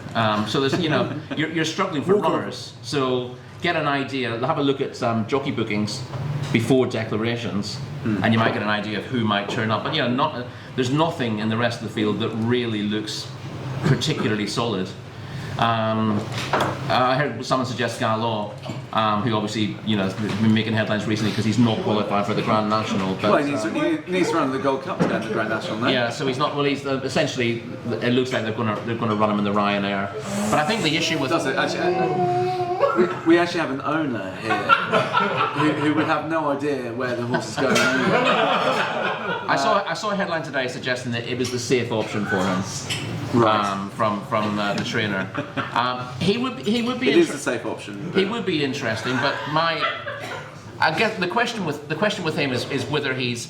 My understanding is that he struck into himself, or did himself a little bit of an injury when he fell at Doncaster, and the issue with him not being able to qualify for entry is that he wouldn't have been fit enough to run in a race that would have got him qualified. which takes you into Cheltenham week. Yeah. And that would obviously be a worry wherever he runs. If he's had an interrupted preparation, then that's not ideal. So nothing doing really. In summary, Chelsea scored. get a point.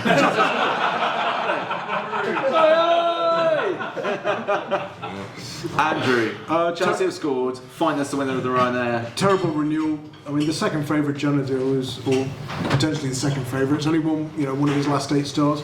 If you're looking for an each way bet, you're almost tempted to look at the sprightly 11-year-old So Royale at 66 to 1, who at least has only got one entry at the Cheltenham Festival, tends to turn up and run his race. Won't stay probably, but he can not stay, finish third, beaten 30 lengths. If there's only 4 runners and you run anti-post, the fifth 1, 2, 3, you're going to make a few quid. But yeah, That's a great shout. yeah, not a race for me. There'll be 4 runners on the day. Stick them all in the Placepot and pray. Love that. Well, Andrew, we will stay with you because we're about to come to the stairs, which is probably the best 0 to 150 handicap I've ever seen. And because this is Blazing Cow 3 to 1, Marie's Rock 4 to 1, Tihupu 4 to 1, Home by the Lee 6 to 1, Flooring Porter 6s. How old are your prices? About 2 days. Oh, where am I wrong, Harry? Blazing Cow was 6 went out to 6 yesterday. On the machine, maybe. Only very briefly though. He was like back into 4 to 1 pretty quickly. No, we were doing on the machines. I could give you 500 about some of these. But then we got the French supplemented horse Gold Tweet, Castle Dream, Paisley Park, Ashell Bob. Name your horse. This is a wide open race. Andrew, please give us a steer. Yeah, I'm with Home by the Lee. I wrote him up after his 6th in this race last year when he was 33 to 1.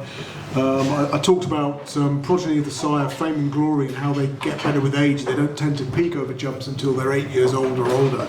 And then, stupidly, I've not bet him in either of his 2 starts this season when he's won at 28 to 1 and 7 to 1. I'm still not quite sure why.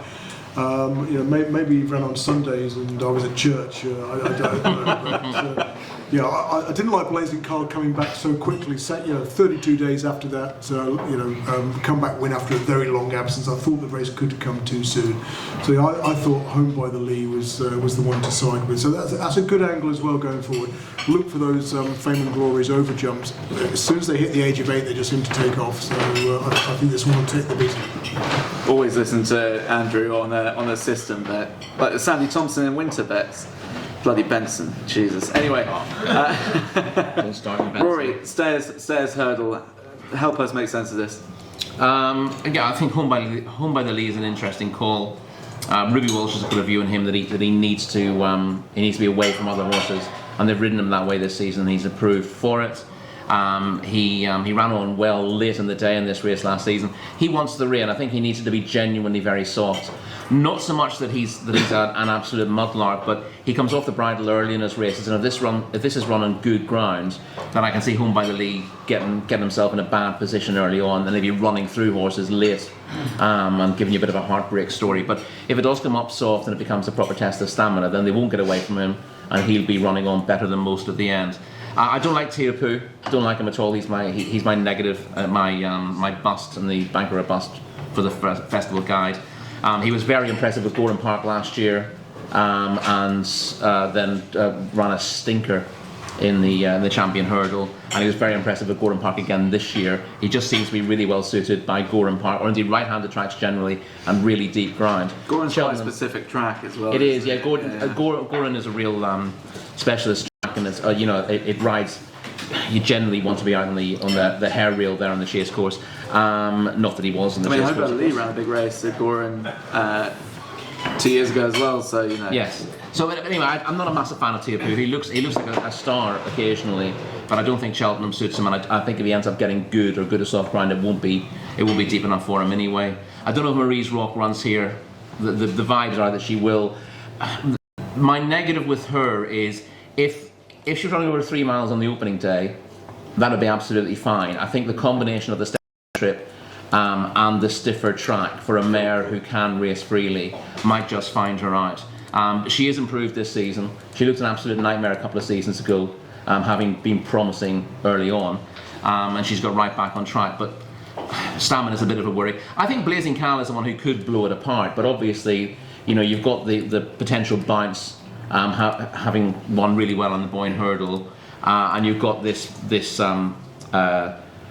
revelation from Charles Burns that he picked up a minor injury in that race and he hasn't been able to train him fully since. I don't buy massively into that because he hasn't been at all weak, and he briefly bounced out in the market, but he's been quite well supported and he's still clear favourite. So if it was a real worry, I think he'd be a bigger price than he is on the machine. Plenty I don't like. At a big price, I can see if Ashdale Bob runs here. He ran really well at the festival last year in the Coral Cup. He does stay this trip. He's held home by the Lee, but I think he will travel better in this race than home by the Lee will. If they come here, I could see him hitting the frame.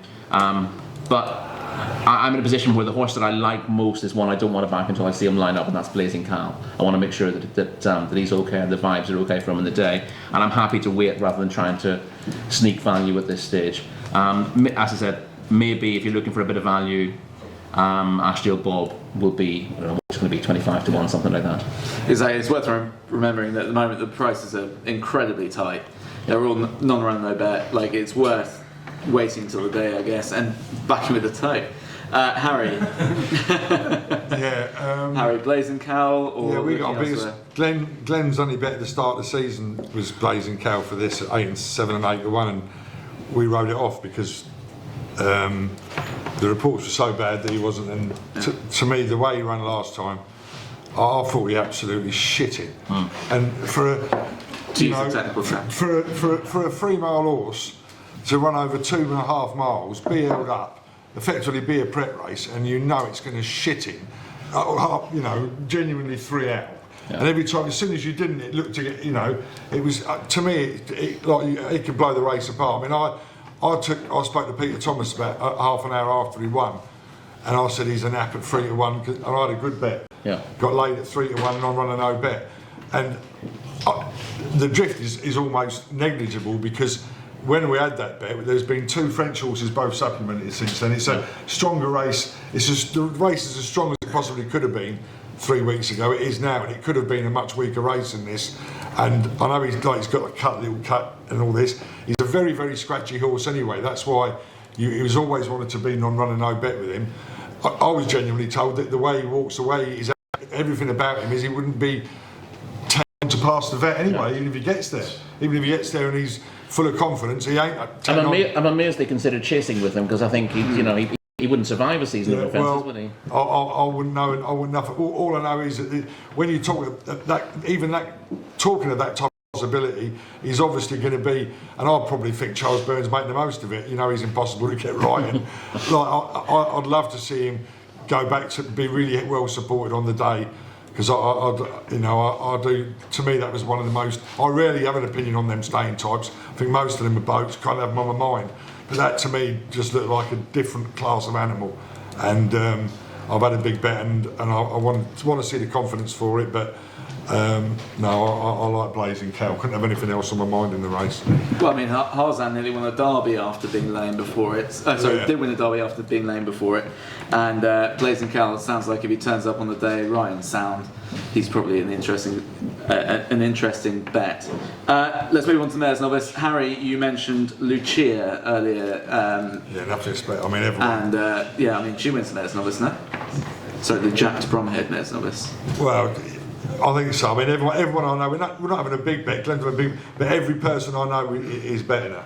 And I mean, for me personally, when they win like that, I can't help I love it when they win like that, especially at Exeter. Because was it Exeter where she pissed her? Yeah. Horses don't win like that at Exeter. Exeter is one of the toughest gaps in the world. Like 2 mile 1 is 2 mile 3, and it's when horses piss up like that, I love it. And like I say, Glenn was hoping to go the bigger price and go for the Supreme, but no, we're going to back her and save on lot of joy. We got told about lot of joy at the start of the season, and we did. And when she ran terrible, jumped terrible, but the reports are that she's jumping great again now. Absolutely. Is that right? Is that what you know as well? Yeah, 100%. She's learning to race. Yeah, and so bearing in mind what we were told early on about her, that's how I'll be boxing that race, the Jolly, and making a lot of joy winner as well. We're already on a decent price on that, so we don't need to. Only small. Rory, Mayor's Novice, Lucia, Kiana beat with anything? Lot of joy. Obviously, smart flat form bringing in a few interesting ones. Obviously, the house will come down if Magical Zoe won. Yeah, because it's now the Jack Bromhead's Mare's Novice Hurdle, and I do think Henry Bromhead will win the race. It's a difficult call. I really like Magical Zoe on account of if you're sort of looking at the ratings for this race, she's not. I think time form have fiddled her rating to make her look more competitive, but she's not been seen since running in a Grade 3 at Down Royal in November. She beat Nakini, the Model Kingdom, Rega Choice, C'est La Vie, Liberty Dance, etc., etc. Beat some decent mares who've come out and franked the form. Yeah. So the form looked okay at the time, but you don't expect to see top class form in November. But the way that form has worked out has been very impressive. She won that with tons to spare, despite the fact that she was an 18-1 shot, and she was still looking in need of the experience, I thought.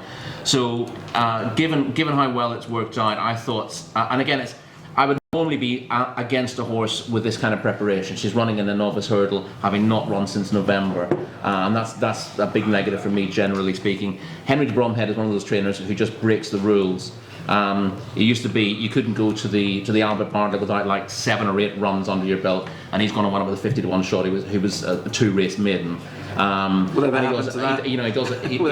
Whatever happened to that one, indeed. Yeah. So he does things his own way, Henry, and once he decides that his horses have the required experience and have hit the level they need to be running there, then he's happy to go fresh with them. And I thought Magical Zoe just came under the radar a little bit because we haven't seen her through the rest of the season, and I did think that was I thought it was a really good performance, which looks better in retrospect. As I said, I think time form had her down at sort of 140 odd for that, and they've given her an extra £7 and a big P to bring her on side. The other one I quite like, if you're looking for an each way punt in the race, I'm not sure it's the best race in the world for an each way punt, to be perfectly honest, was Gordon's filly, who was third at the DRF. Is she still in it? She might not be in it, in which case I'll pass on to Andrew and he can give you his view on it. There was lots of head nodding from Andrew. Yeah, I think this is a great race to bet each way in, because it's one of those ones where you get big price horses who are ridden patiently who get into the frame. I mean, last year a horse with no name was second at 50-1 coming from off the pace for Nicky Henderson. That one could run again, but it's only 16-1 this was the race that made the 85 grand Placepot, when you had 33-1 and 50-1 and 66-1. Yeah, don't go on about that. I had the 4th. The mare that also won it was beaten on the line, was making her race course debut. Yeah, well, there you go. Exactly. Anyway, sorry, Andrew. So yeah, last year a horse with no name, second at 50-1, came from off the pace. In 2020, Rainer's World, third at 100-1, came from off the pace. 2019, Elegant de Soy won at 50-1 off the pace. Concertista second at 66-1. That was the year the massive Placepot off the pace. Champagne Lady third at 80-1 off the pace. 2016, Dusky Legend second at 50-1, ridden patiently. You'll get those who think they can win the race, battling it out, getting racing too early, and something with no conceivable chance on form, probably ridden by Paddy Brennan, will come wide around the outside and finish second at 100-1. So I've done enough work on the race to sort of suggest anything at the moment, but yeah, certainly nearer the time I'll be looking at running styles in particular, trying to find a horse who's going to come from off the pace. I mean, I did look at this race for gg.co.uk. I went with You Wear It Well, Magical Zoe, Jetara had possibilities, but the price is, look here, I was happy to leave her alone at 7-4. So You Wear It Well maybe if you want one for now. Andrew, we will stay with you because we're about to come on to the handicaps. So we've got the 3 handicaps on the day, on the Thursday. We've got the Potemps, the Plate, and the Kim Muir. Feel free to share your fancies on all 3, but really, these are ones where the Trends boys come properly into their own, and you are king of the Trends boys. Nothing strong for the Pertemps at this moment, although Mill Green, I thought, ran a real eye catcher at Haydock last time. He's an 11-year-old, but he was third in the race last year at 33-1. He runs off the same mark this time around. So, that was when he was third at Haydock. 14 to 1, came from off the pace when you wanted to be prominent, did clear best of those who had ridden patiently, and that was his first run since last April. So obviously this has been the plan again. He's run about 25 to 1. The plate is the race I really like. This is the 410. This is a front runner's benefit. It's very, very difficult to come from off the pace. You could back any horse who ran in the chase last time out, who was described as having led or raced prominently, and make an absolute fortune in the last 15 years. You know, profit of like £127 to a £1 level stake. Stage Star, if he runs here, say he's had 7 runs below Grade 1 company, 6 wins and a second from those 7 runs. Obviously one here, the Time Form Novices Handicap Chase on Trials Day. So really is a case of, you know, at the moment there's like 124 runners or something stupid like that, but have a look at the pace map on the day, look for those who are going to be up with the pace. So prominent last time winner. Yeah, and not winner necessarily, just raced prominently last time out, whether it won or not. So just look for running styles and perm those in small stakes, combination trifectas, or big stakes if you've got a huge pair of Watsits like you have. You know. I've got 100 quid to play with in the B Benson fund. Believe me, my Watsits don't even come into I this. can't believe that hasn't gone up for inflation in another 10%. Well, I'll be petitioning for 200 quid, but either way, yeah, small stakes. And then, in the Kim Muir, I mean, this race has changed. You know, I mean, again, the whole danger of looking at things like 10-year trends, or you know, the Cheltenham Festival betting guide, and going back 20 years, and you know, go back 10, 15, 20 years. The Irish could never win this race. Now it's a Gordon Elliott stroke Denise Foster benefit. So, what's Gordon got basically is the answer to this race. Stumptown. No, Stumptown's Gavin Cromwell actually, sorry. Jesus, well done, Benson. Back the jockeys, no? Rory, Potemps, Plate and the Kim Muir. No, I mean, like, no pressure. No, the Potemps, they're obviously, you tend to look at which Irish horses have been plotted up, particularly since there's been less qualifying places available. You look at the Leopardstown qualifier, and you look at anything that looks like it's been plotted up. Harry will move on to one or two of those, I think. But a horse I thought was massively overpriced in this. I kind of agree with Andrew and Mill Green. You know, you look at him, he's an 11-year-old, and you think that's completely the wrong profile. But actually, his form gives him a decent chance on that. But the changing man for Joe Tizard strikes me as not being your typical Potemps qualifier from the UK. He's out of a mare of Harry Fry's, who was placed in the mare's hurdle as a novice, and then won a Grade 1 at Ferry House. And the changing man has taken. He didn't show an awful lot in his early starts. He went handicapping off a lowish mark, but since he's been handicapping, since his handicap debut where he finished 5th, his form figures are first, second. He should have won the qualifier at Haydock. It's a good thing that he didn't win it. Bill Green was in that as well. I thought that Brendan Powell, who rode him that day, thought he had the field covered at the head of the straight. Mark Wolford's horse made all the runnings, Johnson's Blue. I don't think Brendan realised that was his danger in the race and allowed himself to be sort of shuffled back to about 5th. I think he wanted to come with a late run, not win by very far. It soon became clear that the winner actually had stolen a lead. He's come home really strongly, but he gave the leader too much rope and finished second, clear of the rest. He's got a really upwardly mobile profile. He's been second in 2 qualifiers now, and he just looks a solid one. But he's available to back at a massive price on the exchange. He's about 33s generally. You can about 80 to 1 on Betfair. And I thought, well, he must have said he's not going to run. And I looked at the trainer's quotes, and he said, yeah, he's on target for the Potemps. So it just seems that everyone's assuming this is going to be a bit of an Irish carve up, as it has been a few times. But the changing man is not one of those exposed, typical Potemps horses that we tend to get here. He is upwardly mobile. He's going from strength to strength, and I just think he's massively overpriced in the rest. Another one is a big price. He may not get a run, but I'm happy to back him anti-post anyway. In the plate is Gemerond. Horse has improved this season. He looked a little bit soft in the finish last year. Really, really consistent form figures over fences. He was second at Newbury at the weekend. Again, looking for a penalty to get in the race. I think it ends up being a blessing in disguise. He didn't get the penalty if he sneaks in. But he, unlike last season when he tended to finish a little bit weakly in his races, he's gone through that really well. Typically jumped very well. Was then joined at the second last The big bite's gone on, looked like he was going to win easily, and Gemmeron fought back and was in front again a stride after the post. He goes from the front. Again, you'll look at this race and go, well, there's 10 front runners here, they'll cut each other's throats. They never do. They never, ever do. And I think, of the front runners, he's the most forward going in the race. He's the kind of horse who steals a lead in his races. He's 33s, and I would happily take a chance on him. Of course, you run the risk if he doesn't run, but you're getting your money back anyway. But he's one to play with if he gets into the race. I haven't done the connections of them, and he basically didn't quite figure out what racing was all about as a younger horse. He's only 7 still. That's the thing. Exactly, and he's now getting it all together, and he's a smart horse in the making. Yeah. I mean, I backed him a couple of times last season and was a wee bit disappointed with him, but he's really getting his act together, 100%. and he's one to keep on side. So he's got a perfect profile for a race like that. And in the Kim Muir, I'm really Iron Bridge. If he turns up, John Joe said he's not going to run because that's because he was expecting the ground to be good. It may end up being soft, in which case Iron Bridge comes back into it, and he'd be an interesting one.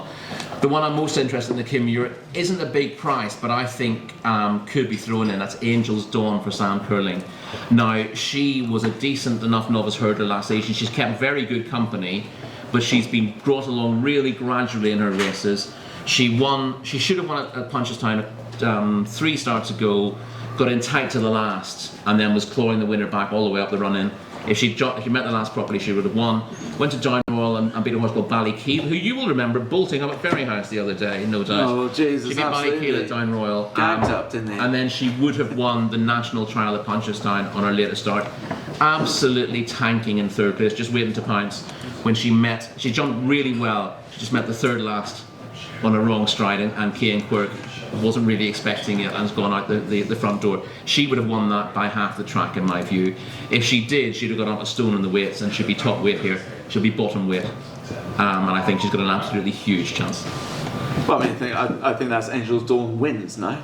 She might be my nap of the day. Any indication who rides? I don't know, but Sam Curling is pretty well connected with the point-to-point scene, so he will get a good rider for her. Rob James, maybe. Well, Rob James would be terrific. Would be the ideal jockey. Harry, the handicaps, the Potence, the Plate, and the Kim Muir. Any views there? Yeah, no negatives for the favourites. I know that. Speaking to Paul Byrne about the horses, that he's obviously, I think he's sold them all of them at JP now. But the ones he's got they're there. the ones I've like So Scottish. That's in the Kim and Emmett Mullins is obviously the plate. Sorry. yeah. I mean Emmett's obviously one of the shrewdest men on the planet, and he still thinks that's on a good mark. So Scottish, so no negatives for that. I think Paul Byrne's best bet of the meeting is Shoot First in the Potence, which is short now, but I actually think I might take a bit of that 4.8 now just in case it goes any shorter, because 2 people are just so Glenn was moaning tonight about missing the 5s because he thought he'd get 5s on the day with the kid on board. He thinks the jockey booking, but I don't think you're going to get like that. I just want to make sure I've got a bit on it in case it does go too short, because they were both so mighty. They were so impressed with that. Who'll ride? Will his son Clem? Well, that's what. Yeah, that's why. That's why Glenn was hoping that you get the bigger price. But look, from what I've heard, you ain't going to. And same, is it the favourite in the other race as well? The Kim Muir, no negatives for that. Sometimes, but Paul Byrne is Mr. Incredible. Yeah, that's right. Yeah, no, they definitely prefer to Stump down there. I think the form's been franked this week. Not necessarily a bet, but certainly no negatives. If we were taking on one of the Paul Byrne horses, maybe laying it'd be Farley Bay, I think, because obviously it looked like it was going to win last time, and I think Glenn thinks no, it couldn't win. That was the race, obviously. We'd like to think that was the race, and maybe we might take that on the Friday. Interesting. Well, we'll come to the county, and just before we do, Harry, your stable star on the Thursday would be. I'll tell you what. I'll come back to you, Andrew. Your stable star on the Thursday. I'll go Home by the Leap. Home by the Lead, stable star for Andrew. Rory, your stable star on the Thursday. I might go. He said, digging it back out again. I might end up going with Angel's Dawn as my stable star if she gets in. She should get in the weights. Yeah. For the Kim Muir, I think she's very interesting. And you'll get extra points for more runners, and also a staying chase like that. If she wins, you'd think that she'll win by not by a distance, by a length or more, so you get extra bonus points as well. Long story short, fantasy's great crack. Harry, your stable star on the day. Do you know what? I'm just fancying 4 or 5. I don't often play the spreads because Jamie Hart was telling me about the spreads today. Some sporting index stories, and I don't often play the spreads because it takes such a big margin. Oh yeah. But I might have to come out of retirement and bet the favourites on the spread that day because look what I've just said. Martin Potter's one of the best bets of the week. I mean, obviously, especially if Blazing Cow is strong in the market and sure to go off favourite, I will definitely buy the favourites spin, and that is a fact. And you should have some big price favourites on the day as well. That's the point there in the handicaps. Cool. Let's move on to the Friday. We're on the last day, lads. We'll kick on. Let's open with the Triumph. This, admittedly, Danny Mullins won't appreciate me saying this. This looks a 2-horse race between Blood Destiny and Lossiemouth, both of them 7-4 favourite. I suspect whichever one Paul Townend rides will go off favourite. Gala Marceau 5-1, Comfort Zone 10s, $1 million bar. Harry, have you heard anything out of the Mullins yard about Blood Destiny or Lossiemouth? Yeah. Glenn fancies one and Paul fancies the other, so it's a standard. I love it. Reverse I love an amalgamation. Yeah, exactly. I love everyone pissing in the same pot, and this time no one's pissing in the same pot, so no big opinion.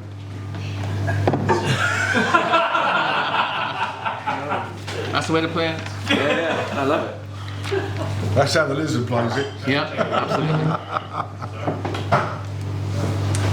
Triumph Hurdle. Sorry, I was already replying. I just favour Blood Destiny, but I don't think it's a race that I'll be. Well, at this stage, it's not a race that I want to play very heavily in.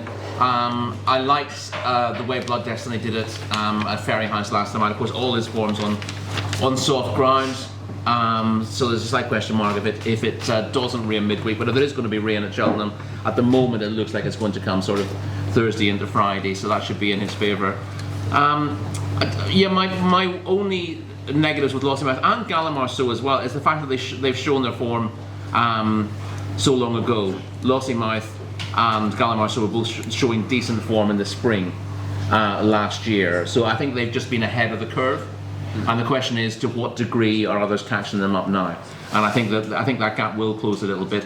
Blood Destiny, he did run reasonably well on his hurdles debut at Otoy in April, but he didn't run to the same level as the other two, and he's improved a lot for a break since that, winning at Cork and then taking a pretty significant step forward by winning by a long way in what wasn't a bad race at Fairyhouse last time, right? So I just about favour him, but it's not a race I want to be staking too much of my pot on.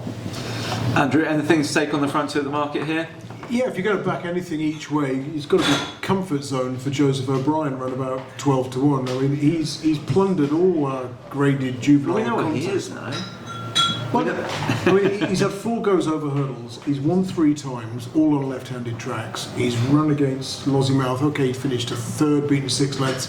The only time he ran right-handed.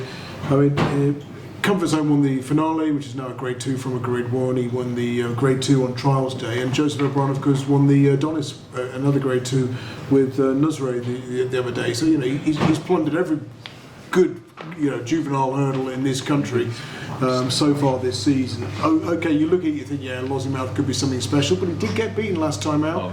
Okay, you can say there was an excuse because of the start, but is he going to cope with a big field? And Blood Destiny has been impressive enough, but you want to take 7-4 in a race like this.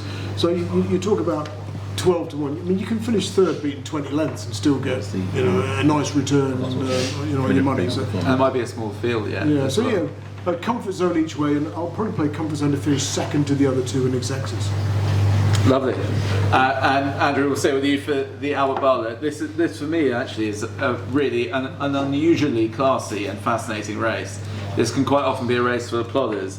But you've got Corbett's Cross at 130. You've got 3-Car Bragg, Hidden Valley Lake 7-1, Embassy Gardens 7-1, Favre de Champdou, Sandal Clegane, Shalbani Kid, Monty Star. Geez, there is a whole load of really talented looking novice hurdlers here. Where are you going with this? Yeah, I mean, I did an extensive preview for the GG website, and I went with Hidden Valley Lake. I thought we had excuses when beaten by Monty Star.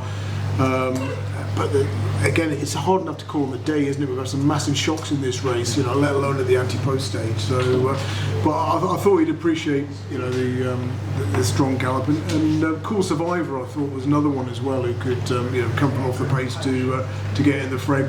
I mean, Corbett's Cross now, he's short enough, isn't he? What is he, sort of 7-2, 3-1? But yeah, Hidden Valley Lake, 9-1, and Cool Survivor. What price is he now? Yeah, around 14-1. Those were the two I was looking at. But yeah, you're kind of like, you're just hoping to get through the Placepot of the day, let alone find the winner. Yeah, it's definitely one to have a few in the race. Rory, who would be your couple to keep on side here? First one up was 3-Card Bragg. He's the horse who's impressed me all season. Has been screaming out for a step up and trip. He's a real grinder, and I very much like his attitude. In the pocket, nice form. Yeah, exactly. Look at the way he was coming back at in the pocket. He was back. He was in front of stride after the line there, and he really wanted to battle that day. So I loved his attitude. I'd want to keep him on side. And the Henry de Bromhead pair, I know you probably fancy Hidden Valley Lake to turn the form around with Monty Star, but that was a step up from Monty Star as well last time out. And it's worth pointing out that that's a race that Henry de Bromhead has used for his for the likes of Manila Indo in the past. His best stayer goes to that race, usually off a bit of a break as well. Monty Star obviously is a half brother to Mona Lee, who was a very good performer in these colours as well. Carries the same colours as Manila Indo. So although it seems that Hidden Valley Lake should turn the form around, bear in mind that no one really wanted to back Manila Indo in this race off the back of his second in that race. But these horses will come forward for that as well. So the pair of them are worth keeping on side. And they've got, the thing about this race is every year what you find out is that horses who were in your mind for it at Christmas, there's no point ever looking at this race at Christmas because you'll just get horses in your mind who don't figure in the end. This is a real race for horses who arrive on the scene very late, who just begin to develop at the time of the festival. It's been a nightmare to find the winner and the post. Since this race started, you could bet every single runner at Betfair SP, make 125 quid. In the last 10 years, you bet every runner, you made 174 quid at Betfair SP after 2% commission. Even at Industry SP, you'd have made over 30 quid. So yeah, just be imaginative on the day and load up your Placepot. Yeah, again, you will get horses the biggest prices running into the frame in this bit, and you get lots of good horses beaten in this and well beaten in this who just aren't ready for this kind of test, and especially when it's on soft ground. There are very few raw novices who truly stay 3 miles at a really solid pace. So another thing as well, horses who ran the last 4 weeks are 0 from 36 in the last 10 years. That brings in the favourite Corbett's Cross. Horses who started favourite in the prep race, 2 from 56. So just. I don't think Corbett Cross is going to run. We've backed it. We backed him at 12 and at 6, and I had a big bet at 6 after the second time. He was so impressive, but he was he sold him to JP for a big figure. There's so many people like this horse, Corbett Cross. Yeah. But the talk was straight away that he wasn't going to run, and even today, Paul still thinks I don't think JP and they want to go for this race. 7-1 on Betfair now. Yeah.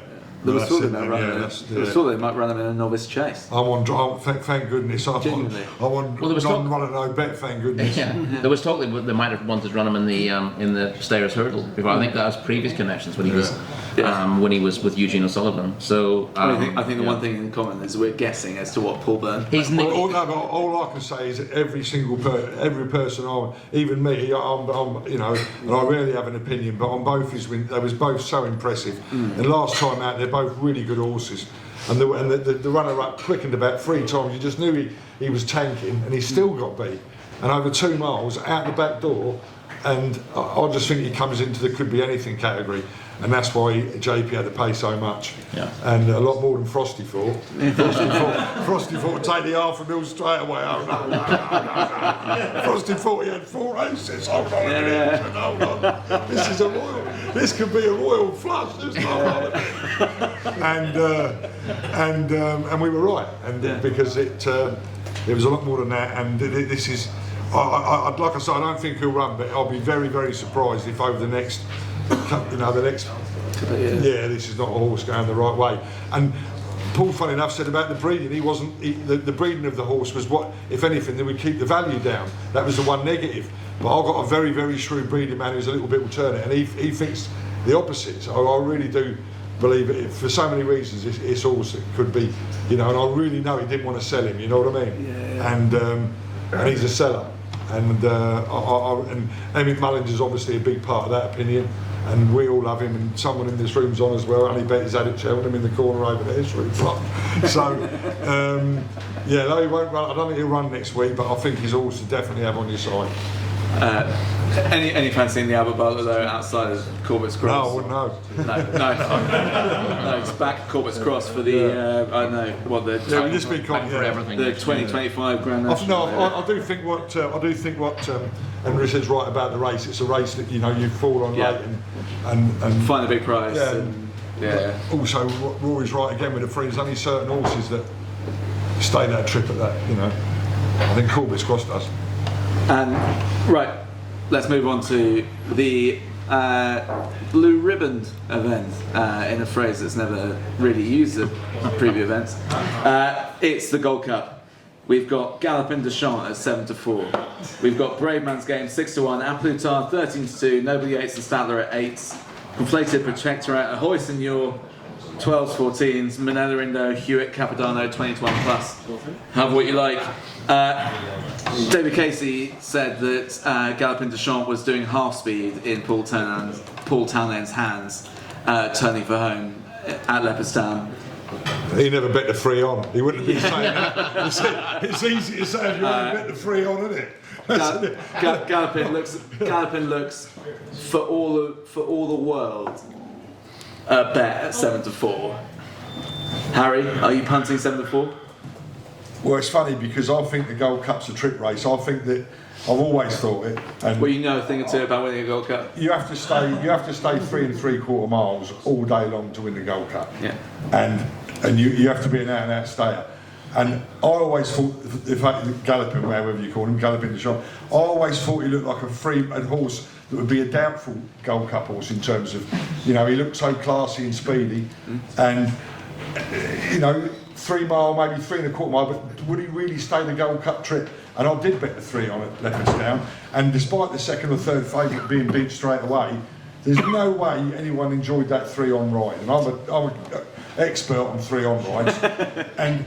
But in saying that, after the last, look how impressive he was. So if your philosophy is you must stay 3 3/4 miles to win the Gold Cup, like Glenn was super impressed. I watched the race right next to him. He was super impressed with it.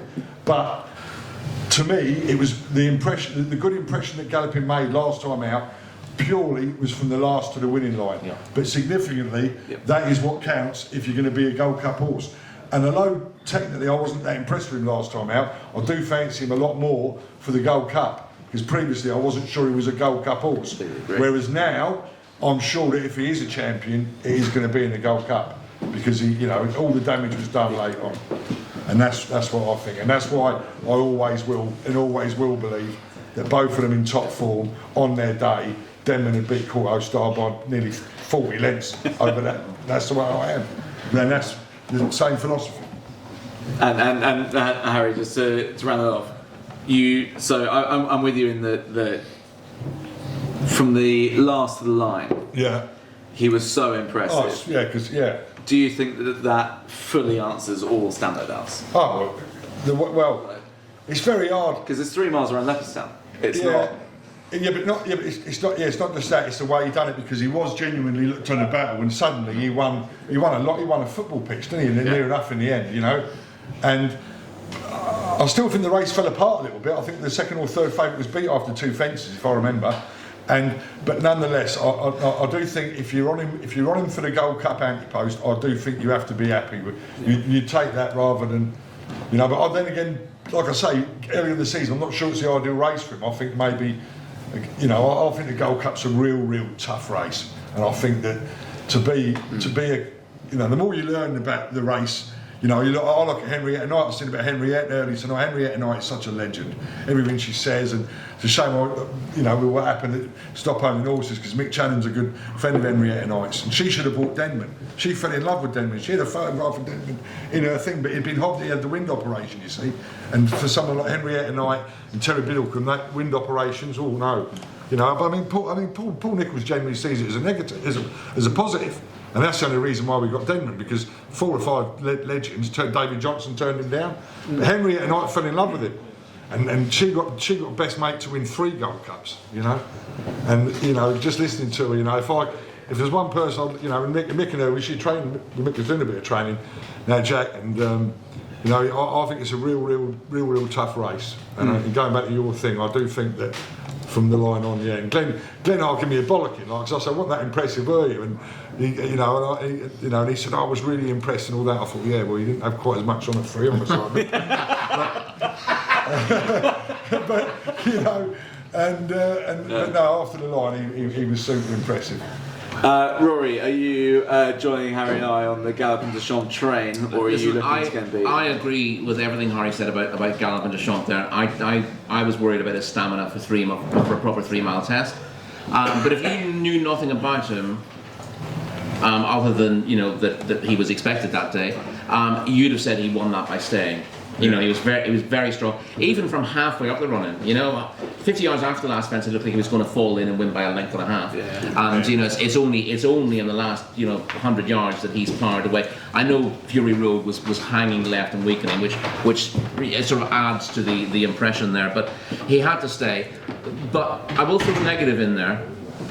I've not been able to go racing an awful lot this year, but I made sure I was watching him when he came back in. When he came back into the winner's enclosure, he was shattered. His head was on the ground. He had a really hard race. So it's all very well saying hit the line really hard and he won with loads in hand. He had an incredibly hard race, and that would be a worry for me that this close to Cheltenham. Well, he ran 3 furlongs further than everyone else. Sorry? He ran 3 furlongs further than everyone else. Well, he did, yeah, but you know, I think it's always worth looking at horses. I tell this anecdote all the time. I remember the first time I worked at Cheltenham doing the radio from the paddock. When you lost your virginity, is it? No, not that. Maybe later for those who are hanging around.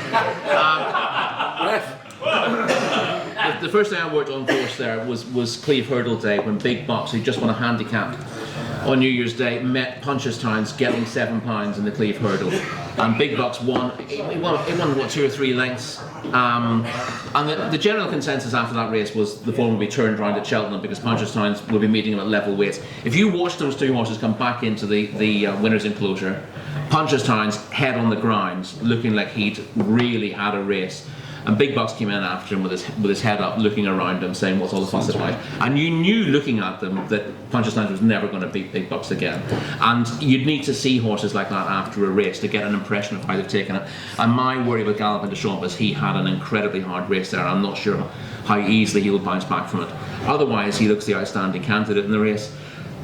So we're taking him on. Who might we take him on with, potentially? And Statler's clearly held by him, but Statler, you know, if this turns out to be a proper slog, and I'm assuming we're getting a soft ground Gold Cup here. A good ground Gold Cup is a very different race. Soft ground Gold Cup really plays the stamina. I think you'll always get a price on Statler because he's 8 lengths behind Gallopin de Champs last time out, but he will bounce back. And he will benefit from a proper test of stamina. He's a horse. We know he stays 3.5. We know he stays 3 miles 6 in actual fact.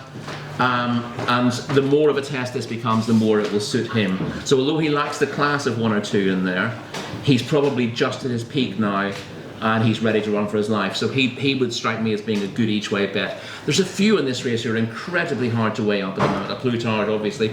Manila Indo seemed to bounce back to form when winning at Tremor. Now he could be under the radar a little bit, but again, with you, Rory, with the Gold Cup, you don't tend to want to be backing horses who've been there before and been beaten. As a rule, last 2 years have sort of turned that on its head a little bit.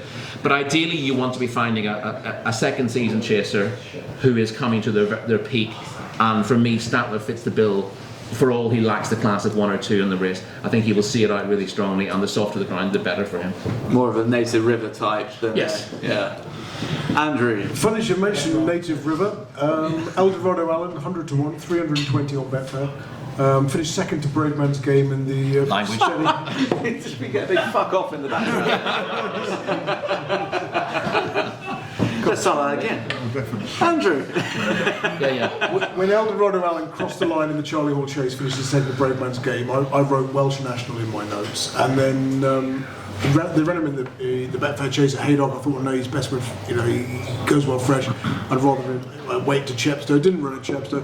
Last time out, they stuck cheek pieces on for the first time. They raced prominently behind Zanza at Newbury on good ground, no good to him at all. Got well beat. But you look at he's run at the last 2 festivals. 2 years ago, he was second in the Arkle to Shishkin at 33-1. Came from off the pace. Last year he was third to Allaho, staying on from off the pace. He's been to the festival twice before. He's placed at big prices both times. He looks like he's crying out for a test of stamina. If it's soft ground, absolutely fantastic. I think this is a real sort of 3.5 mile plus horse. And 100-1 each way, thereabouts. I've got to back Eldorado Allen each way. I mean, Galopin Des Champs, the worry for me was not stamina, it was the size of the field. He's never raced in a chase of more than 8 runners. He fell at the festival last year, I know he was clear at the time, but he fell in a field of, 4 runners, or effectively 2. It was only Bob Hollinger. So 2 races. There could be 12, 14 runners here. Why can't he do that again if he gets crowded? So, not for me at 7-4. Noble Yates, Plodder, might get third, Stadler, again. But, those are possible each ways, but they're sort of 6 or 7 to 1. Do you really want to bother? Braveman's game, I'm a big fan of the horse, but he's a Kempton horse, isn't he? I mean, you look at his record, since he had wind surgery, he got chinned by half a length into second on his first start back after the operation. Since then, 9 wins from 9 starts between October and February. He's gone off the boil in the spring for the last couple of years, so I just wonder if Cheltenham this time of year is going to be his bag. I don't think it is. Ahoy Senor, I was always against, but I was actually warming to him after that Cotswold Chase win. The key seems to be having a couple of runs within the last few months. It's fitness, and when he's had it, he's had four wins and a second place, I think it is, from 5 starts. So I was Eldorado Allen each way at 100-1. Ahoy Senor, Galopin Des Champs were my 3, and obviously you have more on the bigger price one. I mean, frankly, everyone will laugh at the 100-1 shot, but it's 100. They did. One of them told me to fuck off. I sort of apologise for that. He's 100-1, you can't knock that. Was that a general fuck off to me or just for Eldorado? I just think the horse. 100-1. What about the horse that comes second to Ahoy Senor? Sounds We Russian. bet him Sam Russian. Yeah, I thought if it came up genuinely soft or heavy, I couldn't put you off backing him each way. Oh, but that's 40 on the machine. Even a lot less. If it come up really soft each way, I think that's that's a plot bet each way. That'd be. Well, that's it. If it comes up really soft, you can rule out the proven non-stayers, the horses who want 3 miles and not beyond, the sort of classy 3-milers. They will count on soft ground over 3 1/4. But again, like Ahoy Senor and Sam's Russian finished 1-2 in the Cotswold Chase. Again, why not back him in an exacta? And even if you're backing somebody else in the race, just think, is it impossible they'll finish 1-2 again? I mean, Eldorado Allen for third, they should trifecta. I mean, that's a 5,000-1 trifecta, At least. and that's a sounds Russian and Ahoy Senor in an exacta. That's a 500-1 plus exacta. You'd say, right? Yeah. I don't know. Maybe 16s and 40s at the moment. 16s and 40s. Potentially. Anyway, right, okay. So we've had some great shouts in the Gold Cup. Just before we move on to handicaps, does anyone have a view in the Mayor's Chase? Allegri Devassi is a short order at 11-8, who I personally can't have, despite the fact that the Mullins yard. Got to go right-handed, surely. So. Just got to go right-handed. And she will go right-handed repeatedly. Yeah, exactly. I thought just sadly a left-handed track. I mean, we've seen. Well, was it Ellie Mae? I thought they've got the wrong favourite. Impervious should be favourite. They're about 13-8, 2-1. The 13-8 shot has shown a clear love of racing right-handed. Jumps out to right. She might still be good enough to win, but I think she'll lose enough ground, and she's up against a very, very good horse who had all the speed figure merchants salivating where she won last time out. From Journey with Me, so, taking on the boys. So I'm with Impervious. I can't believe she's in favourite, and she will be on the day of it. Yeah, Impervious is for me the better of those two, but it's worth pointing out they're both novices with limited chasing experience, and they've got to give weight away to all the experienced mares in the race. That's worth bearing in mind. The one mare who's been plotted out for this, i.e. has been campaigned to avoid a penalty, is Jeremy's Flame, who I think is really solid. She's come in a little bit now. She was sort of a 9 or 10 to 1 chance a couple of weeks ago. She is better than ever this season. She beat the best of the British last night, beat Zambella easily at Huntingdon. She was never off the bridle that day, travelled really strongly. She won't mind if they set a strong pace up front. She'll be ridden. I mean, she can go from the front, but she's liable to be held up here. It suited her really well at Huntingdon.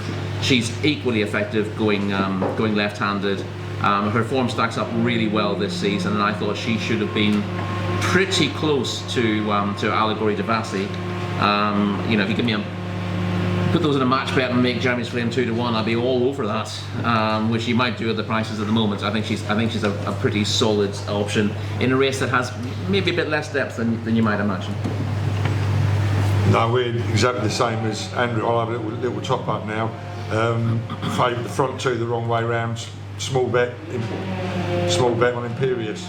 Impervious. Yeah. Small bet on that. And I know they're very confident with Allegory Devassi, but with the right leading, and don't think it's exactly the same. That they should be the other way around. So easy, small bet. Perfect. Let's move on to the handicaps very quickly on the Friday. So we've got the county. I'll just give a quick update on Colonel Mustard for that. He unfortunately suffered an overreach in the Moor battle, but he's well in himself and not having any issues with it. He's probably just about above 50-50 to make it. If he does, frankly, I think he wins. He's best handicap horse in that race. But yeah, all fingers firmly crossed at this stage. Rory, should we go to you first? We've got the county, the St James's Palace, Hunter Chase, and the Martin St James's Place. St James's Place. Sponsored by the Royal Family. Let's go to the Fox Hunters. I know you like Le Malin. Le Malin? Le Malin, yeah. If that rocks up at a price, I thought that was underrated. It won a point-to-point at Loughnmoor the other day. It ties in with David Christie's horses on point-to-point and Hunter Chase form. And he was, I don't know what price he is at the moment. I don't know if you've got the prices written down. He's about 20s. So. Yeah, I had to ask him to be added to the market, even though he was qualified for the race, and he was put in at 25s. And that got snapped up. But 25 seemed very fair to me. You know you're a judge when you're getting your horse that's already qualified added to the market. Yeah. It seems like something must be wrong there. Off the fancied ones. Famous Claremont is probably the best of the British, but I don't think it jumps fences well enough to be to be back in this race. Jumped okay at Haydock last time out, but that was in a smallish field, but has made mistakes before and ran really badly at the Hunter Chase meeting here last season. So I wouldn't want to have Famous Claremont on side for all the point-to-point experts. What about Bob and Kirk? Plans to be ridden by Jamie Codd. Yeah, I mean that makes him very interesting, making his debut for Harry Durham under rules as well. But he's never really looked like a proper stayer at this trip for me. I know he won at Punchestown, you can get away with it there. But at Cheltenham, he's been too free in the past. Maybe he's settled down a little bit now, but he's 12. I can't see him getting any better. And I know because David Maxwell's off and Jamie Codd's on, people are going to pile into him. You've got to look at the level of form that he's capable of these days. And again, he can make mistakes as well. He gets low at his fences, so he doesn't appeal to me at the prices. Billoway's probably, I mean, his form figures read very well. He fell in last year. I mean, he was. What price? I'm amazed he traded as short as 20 in running last year because he was off the bridle throughout the final circuit. I think the front two went for home a bit too soon, and he's managed to pull the runner-up back. I would have backed the runner-up if he came here, but he's not going to. That was Wing Leader, wasn't it? Yeah, I thought he was the horse that David Christie should send to this race. Vaucelet, obviously, he thinks is a better horse. But if Wing Leader was ridden with just a little bit more patience last year, he would have won this race, and he'd been a blindingly obvious one again. But Vaucelet will run. I'm not absolutely convinced by Vaucelet. He really fell in at Down Royal, racing against Dorking Cock. Dorking Cock had that race won. He went head-to-head with Vaucelet. He jumped the last better. He went 3 lengths clear in the run-in, and Ben Crawford. Well, he does that every year, doesn't he? Yeah, Ben Crawford was really careful not to raise his whip, and then halfway up the run-in, he gave him one tap to get the job done, and the horse immediately down tools, and that's why Beausoleil won that race. Now I know he stays further, and Dorking Cock has got quite a lot of speed for a 100 chaser, but I'm not mad to be backing him at a short price. The reason Beausoleil will be short is because David Christie had a choice of 3 horses, all of whom would have started favourite, and he relies on Beausoleil. I'm just not absolutely convinced he's the ideal fit for the race. So, long story short, still Le Malin. So yeah, I'm hoping Le Malin turns up and he'll be a decent price. And then, County, Martin Pipe. Well, County 2 handicap hurdles. Obviously, we don't know quite what's going to turn up. At all, I'm not even going to touch that. No, I mean, it'll be a good race to get involved in, but I want to see. I've got to see declarations. It's absolutely bonkers trying to bet on that at the moment. And in the county, listen, I'm a fully paid up fan of the Colonel Mustard fan club. Lorna. Sorry. Who the fuck just booed Mustard? Get out. What price did you trade the other day? Oh, don't. Let's not even talk more about it. It's off limits. 3's on. Yeah, it's off limits. The problem with it, he just got there too easily at Kelso, didn't he? And he doesn't really want to be in front. He wants to be delivered really late.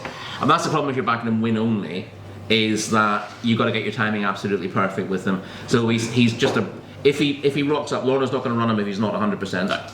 And if he does rock up, then he's nailed on for the Placepot. Yep. That Kelso running's murder. What about Le Mans? What about that Skelton horse? No, can we not? Fucking hell, what happened to that? No, Kelso's on the no comment list. Andrew, that was like an optical illusion. That game. Fucking settled it, and you look at the telly and you think, hold on a minute, fucking next thing, fucking Kelso. Fucking Kelso. Kit Alexander, fucking. I bet even fucking Spartan Missile got beat up there. I bet John Thorne fucked it up at Kelso on Spartan Missile. Right, Andrew, can you please? Yeah, Rev de Silva had a heart attack and died at Kelso, so fucking Kelso. Jesus, fucking Kelso. You boys don't remember them hunter chases. Spartan Missile and what about T-Planter? T-Planter used to be 49 every Friday. Should have been fucking 2 to 13. T-Planter was the greatest, wasn't it? T-Planter. And his jockey was the worst, wasn't he? Richard Russell. Richard Russell and T-Planter. For God's sake, Andrew, will you please give us the winner of the county hurdle? No, I can't, I'm afraid. I haven't done enough work on it. But, yeah, I mean, obviously, look at what Dan Skelton's got. The theory is he's had a lot more county hurdle winners than he's actually been given credit for, because when he was trainer to Nichols had a good record in the county hurdle and won it a few times. Since Skelton left and set up on his own, Yeah, really fucked it up on shocking. But since he left and set up on his own, Nichols has got a shocking record in the county hurdle. So you could argue that he was the mastermind behind those handicap blocks when he was with him. As for the Martin Pipe, again, it's hard enough to find a winner on the day. Although just do be wary of any horse who ran in a handicap last time out. 3 from 197 since the race started. You do absolute bollocks back in the blind. Anything in the Hunter 3 chase? from 197. 3 from 197 in the Martin Pipe ran in a handicap last time out. Anything in the Fox Hunters? No. Anything in the Fox Hunters? The what? No. It's like the cross country chase. Harry, anything else on Friday? No. Perfect. Let's just leave it. The last word, if you were to have one bet on the week, any of you know what it would be? Straw fan track. Without. Each way. Anything exacta. Each way 150 to 1. Andrew, one bet. Andrew, one bet on the week. 8 million people to complain about the cost of a private price on Twitter. Love it. £7 is a disgrace. Harry, one bet on the week. Mighty Potter or buy the favourites on the same day if Blazing Cow's going to definitely be jolly. Mighty Potter or buy the favourites on Thursday. On a serious one, I know the other guys didn't really agree with this. I thought Jerry Colon was the bet of the week, assuming soft ground for the ground advisor, which looks pretty likely. Yeah. I'd only be negative if it was genuinely good, on the quick side of good. If it's good to soft, it should be okay. But softer than that, absolutely ideal. I'm not worried about going left hand. Brilliant. With that, we'll leave it there. A massive, massive thank you to our panel. Fuck me, they've been awesome.